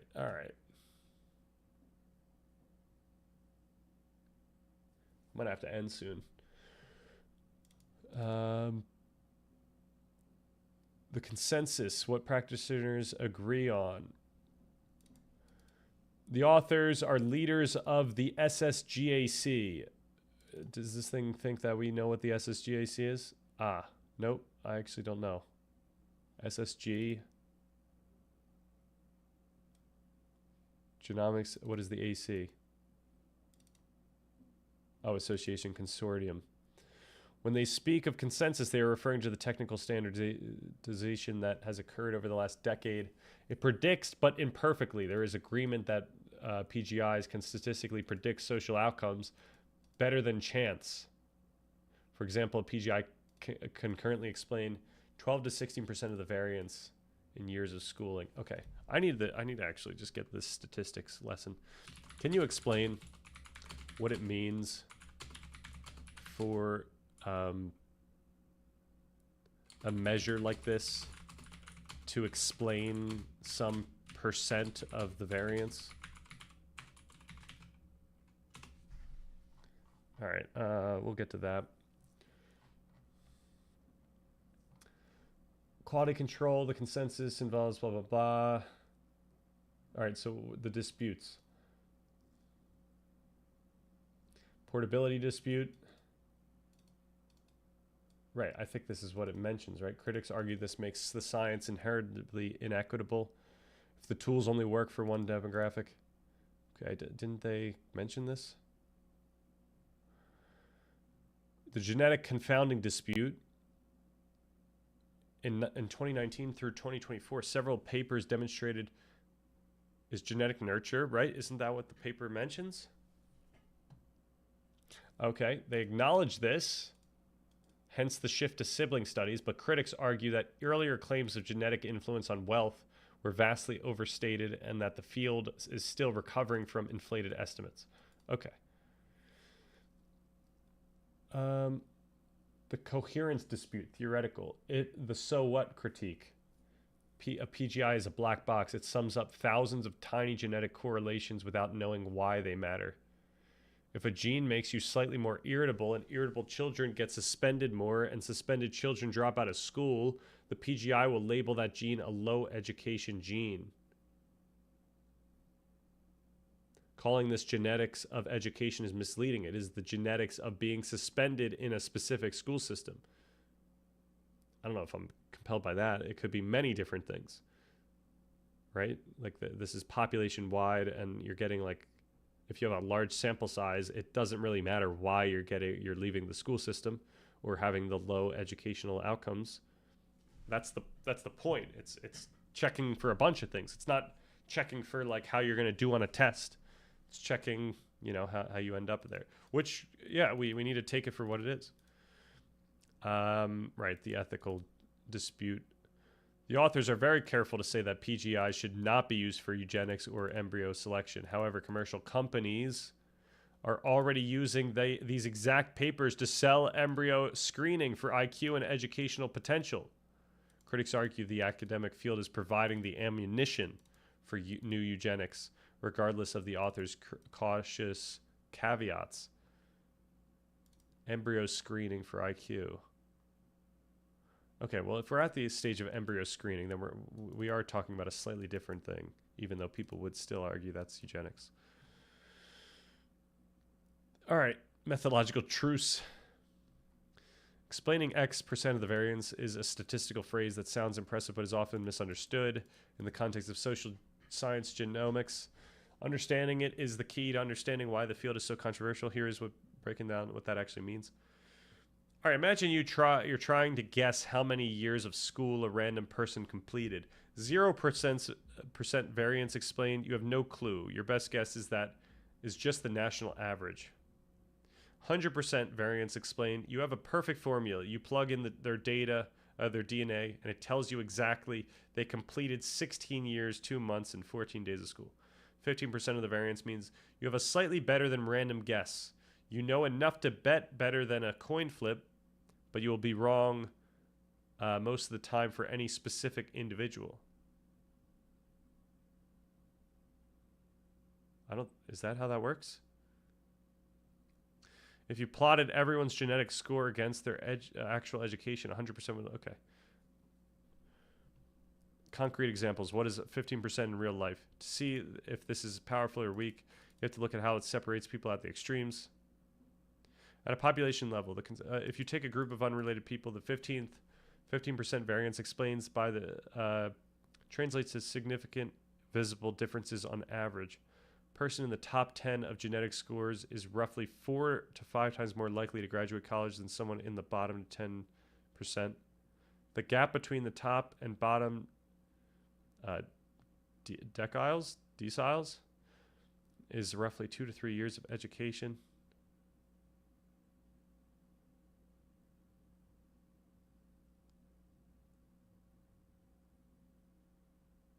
Okay, I don't understand what's going on. At the population level,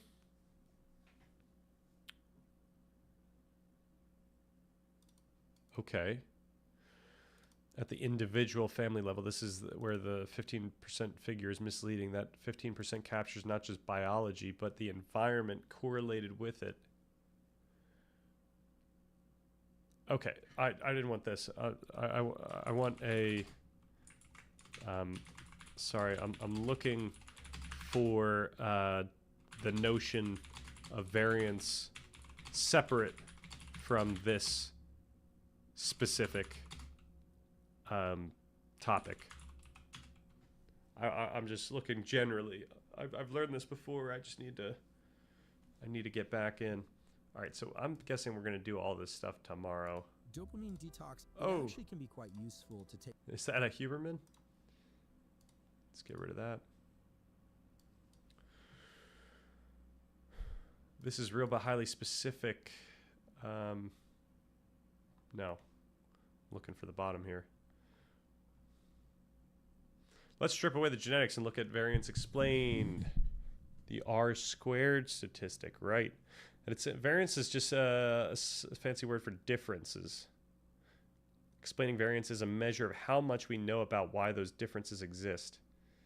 Why is everyone late? Imagine you work in an office with 100 people. You ask everyone, how long does it take you to get to work? The result, the answers differ widely. The spread of these numbers is the total variance. It represents the total amount of mystery or chaos in the data. Zero variance explained. You try to guess how long it takes a new employee to get to work. You know absolutely nothing about them. You just guess the office averages. Okay, some variance explained. Now you get one piece of information, distance in miles. Common sense says distance predicts time. If you plot distance versus time on a graph, you see a pattern. You create a rule for every mile, add 2 minutes. The result, if David lives 5 miles away, you predict 10 minutes. If David lives 50 miles away, you predict 100 minutes. Your guesses are now much, much closer to the truth. You aren't perfect, but you have eliminated a huge chunk of the error. If you have eliminated 60% of the error compared to your blind guess, you have explained...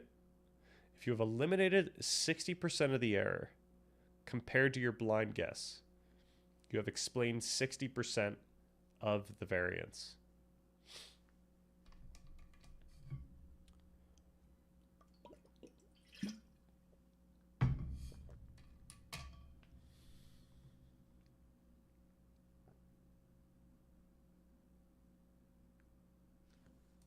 Okay.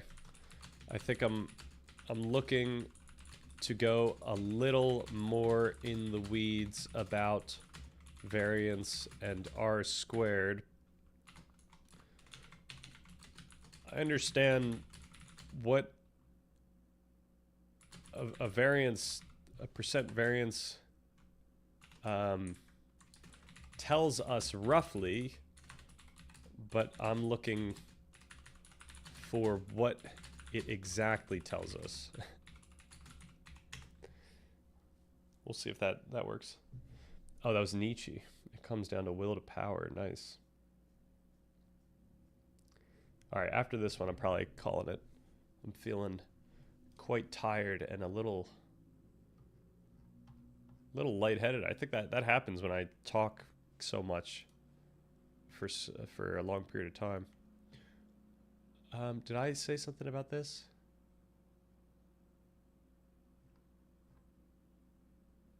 Okay, then what did I say about this? Did we look into this one? Ah, yes. This is what I want to see. To get in the weeds, we have to look at the formula. What science, blah, blah, blah. Explain mathematically. R squared is not a measure of how much we know. It's a measure of how much less we are wrong.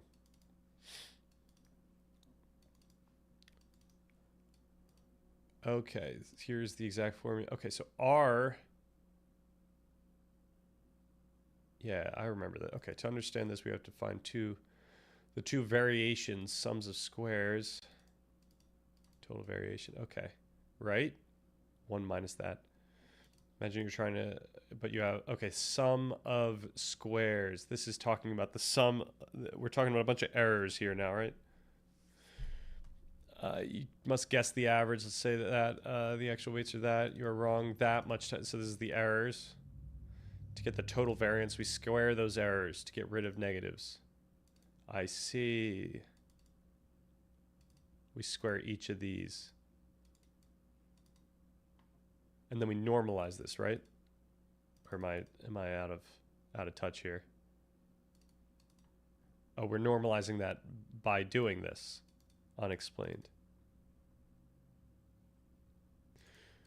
Now you get a cheat code. You know their height. You draw a regression line. Your guesses are better, but not perfect.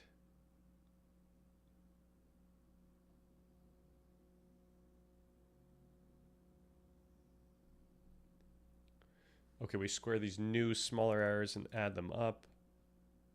All right. That's our SSE, and then we put it over, and then, okay. Okay, why 15% variance is deceptive. This is the most critical part for your original topic. If you have an R squared of 0.15, that means you reduced the squared error by 15%. That's not much. But in the real world, we don't care about squared pounds or squared years of education. We care about the actual units, the standard deviation. Oh, so how do you get to standard deviation? To see the real world improvement, you must take the square root. Is this the standard deviation? So then you're at 0.92. We've explained 15% of the variance. Sounds good. In real terms, our prediction error is still 92% as large as if we just guessed the average. Sounds bad. So it tells you exactly what fraction of the total square. Okay, so it correlates, like the population-wide correlation is significant, but that doesn't help you with. Okay, so the question would be, what kind of R squared would we want to look at before we can say that we can reliably predict for an individual? That's what we're looking for.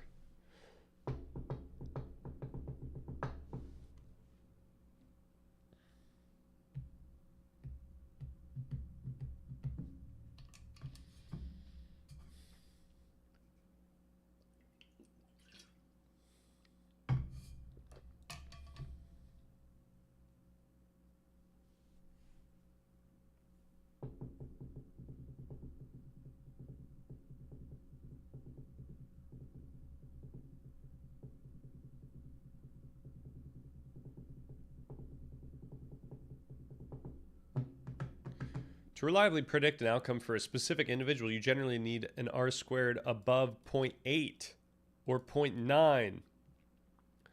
In the hard sciences, physics, chemistry, engineering, an R squared below 0.9 is often considered a measurement error or a broken instrument.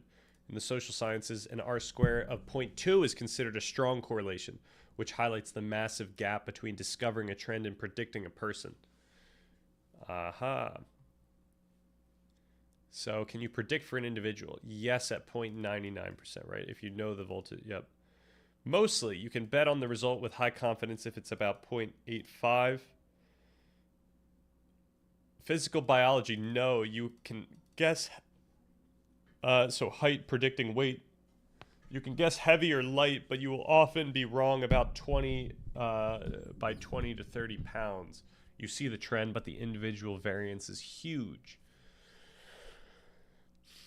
Admissions testing, definitely not. Useful for selecting a class of 1,000 students, but useless for predicting if Alice will pass or fail. Oh, I see. And then genomics, the paper, 0 reliability.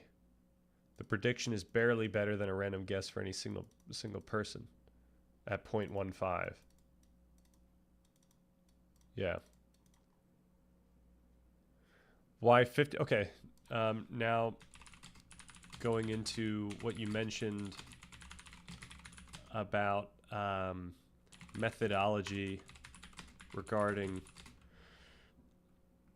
testing a whole family's DNA. How much more reliable is an individual's test if we knew the rest of the family's tests.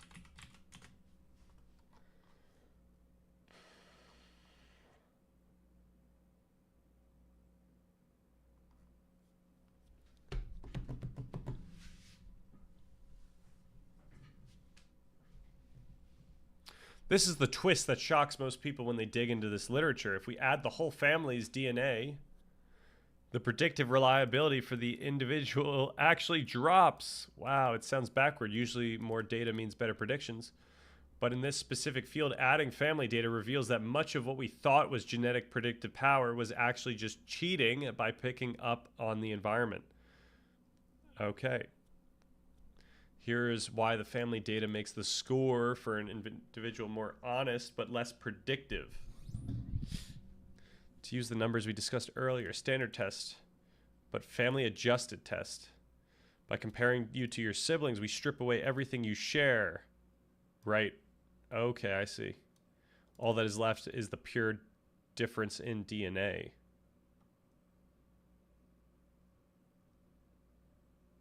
Huh.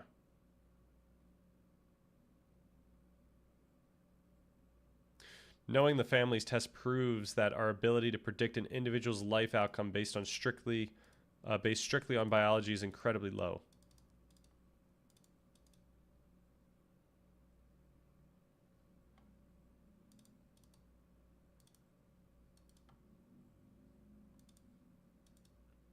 Studies suggest about half of the predictive power of a standard genetic test comes from the indirect effect. Nice. Okay. Does it help us predict better? This is one specific way that knowing the whole family's DNA helps prediction, but it's not by analyzing the child's biology. It's by analyzing the environment. If we have the DNA of the whole family, we can build a model that looks like this. Tells us, okay, so we could remove environment, and then we can get a better correlation between the genes that actually maybe matter, I guess. If you combine these, you might push the R squared slightly higher, but you have moved the goalposts. You are no longer doing genetic prediction. You are doing sociological prediction with DNA. Okay, so maybe what I just said is not what you get out of that. So I'm guessing now this is going to say you get literally nothing. It's going to be very similar for both these people. The science suggests that genes are not destiny. They are, at best, a rough initial forecast. This is heavily rewritten by our environment. If you have access to a polygenic index or a similar report, the practical takeaways are about calibration and skepticism. Treat the score as a noisy probability, not a diagnosis. The text clarifies that PGI is a noisy measurement. Even for highly heritable traits like height, and the prediction is imperfect. For behavioral traits, it is far less precise. Do not make major life decisions based on solely on a genetic score. A high PGI for educational attainment does not guarantee a PhD, nor does a low one preclude it. It is merely one data point, often less predictive than your current grades or interests. Right. Beware the Eurocentric bias, right? Understand pleiotropy. Genes do many things. Genetic variants often affect multiple unrelated traits. A variant associated with higher education might also be I thought this is what the PCI was supposed to account for, or the PGI. But I could be wrong about that. Avoid optimizing for one genetic trait because you might inadvertently select for a hidden negative trait. I see that. That's what it's saying. All right, for the common person, untested or unaware, for the majority of the people, the implications are actually more profound. You don't need a test to act on the principles of social genomics. The biggest takeaway is the concept of genetic nurture and the power of the environment. Reframe talent as genetic lottery. Success is partly due to a genetic lottery, winning a combination of variants that happens to fit well with your current society. This perspective can foster humility. If you succeed, you add a genetic tailwind and empathy. If others struggles, they may be facing a genetic headwind. It challenges the idea that all success is purely hard work and all failure is laziness. Parenting, be a gardener, not a carpenter. The reality. The text explains that genetic effects often operate through the environment. This is called evocative gene environment correlation. Instead of trying to mold a child into a specific outcome, observe their natural genetic tilt and provide the environment that helps that specific nature flourish. If a child struggles with reading, it's not necessarily a failure of parenting effort. It may be a genetic mismatch that requires a different environmental soil. So once you get to this point where you're like seeing your child struggling with reading, you can consider that some of these are epigenetic effects where, you know, it's not like you shouldn't just think automatically, okay, maybe the child doesn't have genes that help you out with reading and therefore we should, there may be a genetic mismatch that requires different environmental soil. Like it could just be that, I mean, the takeaway is the same, that you might want to change the environment slightly, but maybe your genetics are such that you just need a different environment to get more out of the genes that you have. Maybe your genes can make you a reading wizard and you're just not giving the right environment for those genes. So maybe that's exactly what this is saying. But thank God for indoor plumbing. Does this apply to the guy who invented indoor plumbing? Probably. That person, if they were born 2,000 years prior, would probably not have invented indoor plumbing. And, you know, they might not have even had the environment to do something similar to indoor plumbing, whatever that would be. It's not like they would come up with plumbing in ancient Greece or wherever they had it. I guess they didn't have indoor plumbing, right? They just had like plumbing. Maybe they had indoor plumbing. Maybe it counts. I wonder if the ability to read was always innate or evolved. I think it was. I don't understand the question there. Isn't anything that's innate evolved?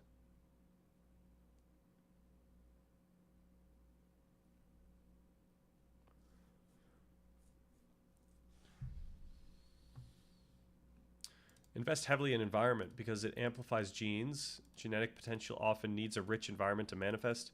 The text note. So one thing that I think maybe can come from this, if you're a parent, is try things out. Like have the kid try things out. Figure out what works for the kid. Don't just do what you think is best, because that might not actually be the best thing for the kid. So try a bunch of things out that you think are sufficiently good, and then figure out what seems to get the best outcomes. Do not assume that it's all genetics means there's nothing I can do. Conversely, providing a stable, resource-rich environment is actually the way to help good genes shine. Support blind interventions. You don't need to know who has the gen. Okay. How about for an adult, though? Actually, I think it would be the same. So, you know, try different things. That's got to be the takeaway from this. The takeaway is the exact same takeaway that we were actually already going to in part 2. It's that the things that we talk about in part 2 may or may not work for you, and thus you need to see what works. You need to try it out. Or you can try it out, right? Like that's what we're pointing out in part 2. Like you can try it out. Now in part 3, we're going to say you need to try it out, right? If you're concerned with achieving goals that have to do with more morals, then you ought to try it out, because you might find a way to make your moral pursuits more efficient, and that is morally good in and of itself. So that's like the type of argument we can make in part 3. I mean, did it just appear with writing, or was it like gradual? That's a good question, right? Like we didn't.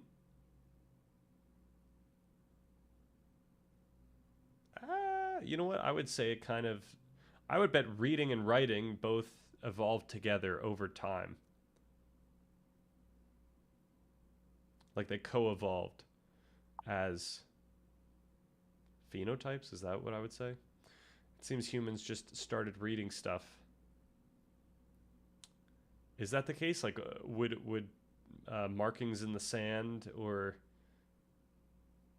I guess there wasn't complex writing. So yeah, you know what? I think I even have a line in the document about how reading was not strictly evolved for, but probably comes from some of the other things that were adaptations.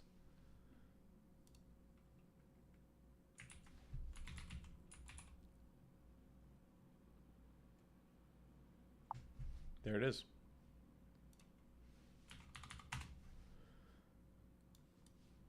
All right, spandrels, evolutionary byproducts. These arise not through direct selection, but as structural consequences of other traits. And a classic example is the human capacity for reading and writing.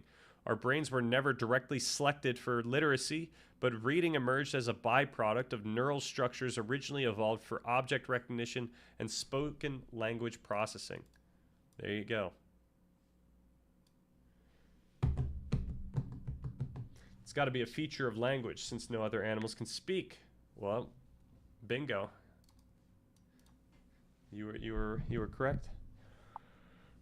Like look at an object or symbol and say zug zug grug. Right. And then you look at another object and you say zug grug grug.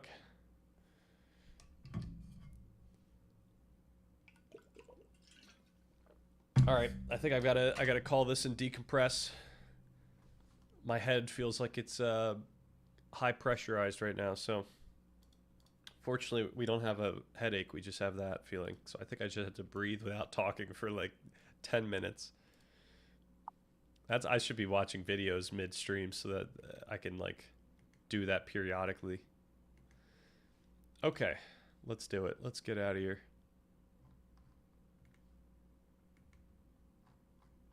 Oh, did I ask another question? No, I didn't. Okay, we got to keep this. Can I do that? Rename, keep. I'm going to have to write all this stuff down eventually.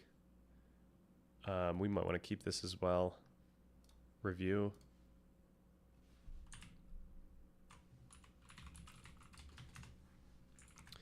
And I'll just do it for this one as well. Okay. We solved it. Oh, that's literally cuneiform. In Chinese writing, we solved it. Hell yeah, we did it. All right, we solved language. That's a good place to be. Oh, I forgot to adjust this. We're kind of wobbly here. There we go. And we're seeing the back of this. I think that's where we're usually at. Something like that. Oh. No, that's a little too far over. There we go. All right. And it might be looking higher than usual. Can we do just a tiny bit? No. Oh, there we go. Now we're cooking. We got it. All right. I don't know if that's better. It still looks kind of wobbly, but I'll correct it. All right. Thanks for popping in. Thanks for chilling. Yeah.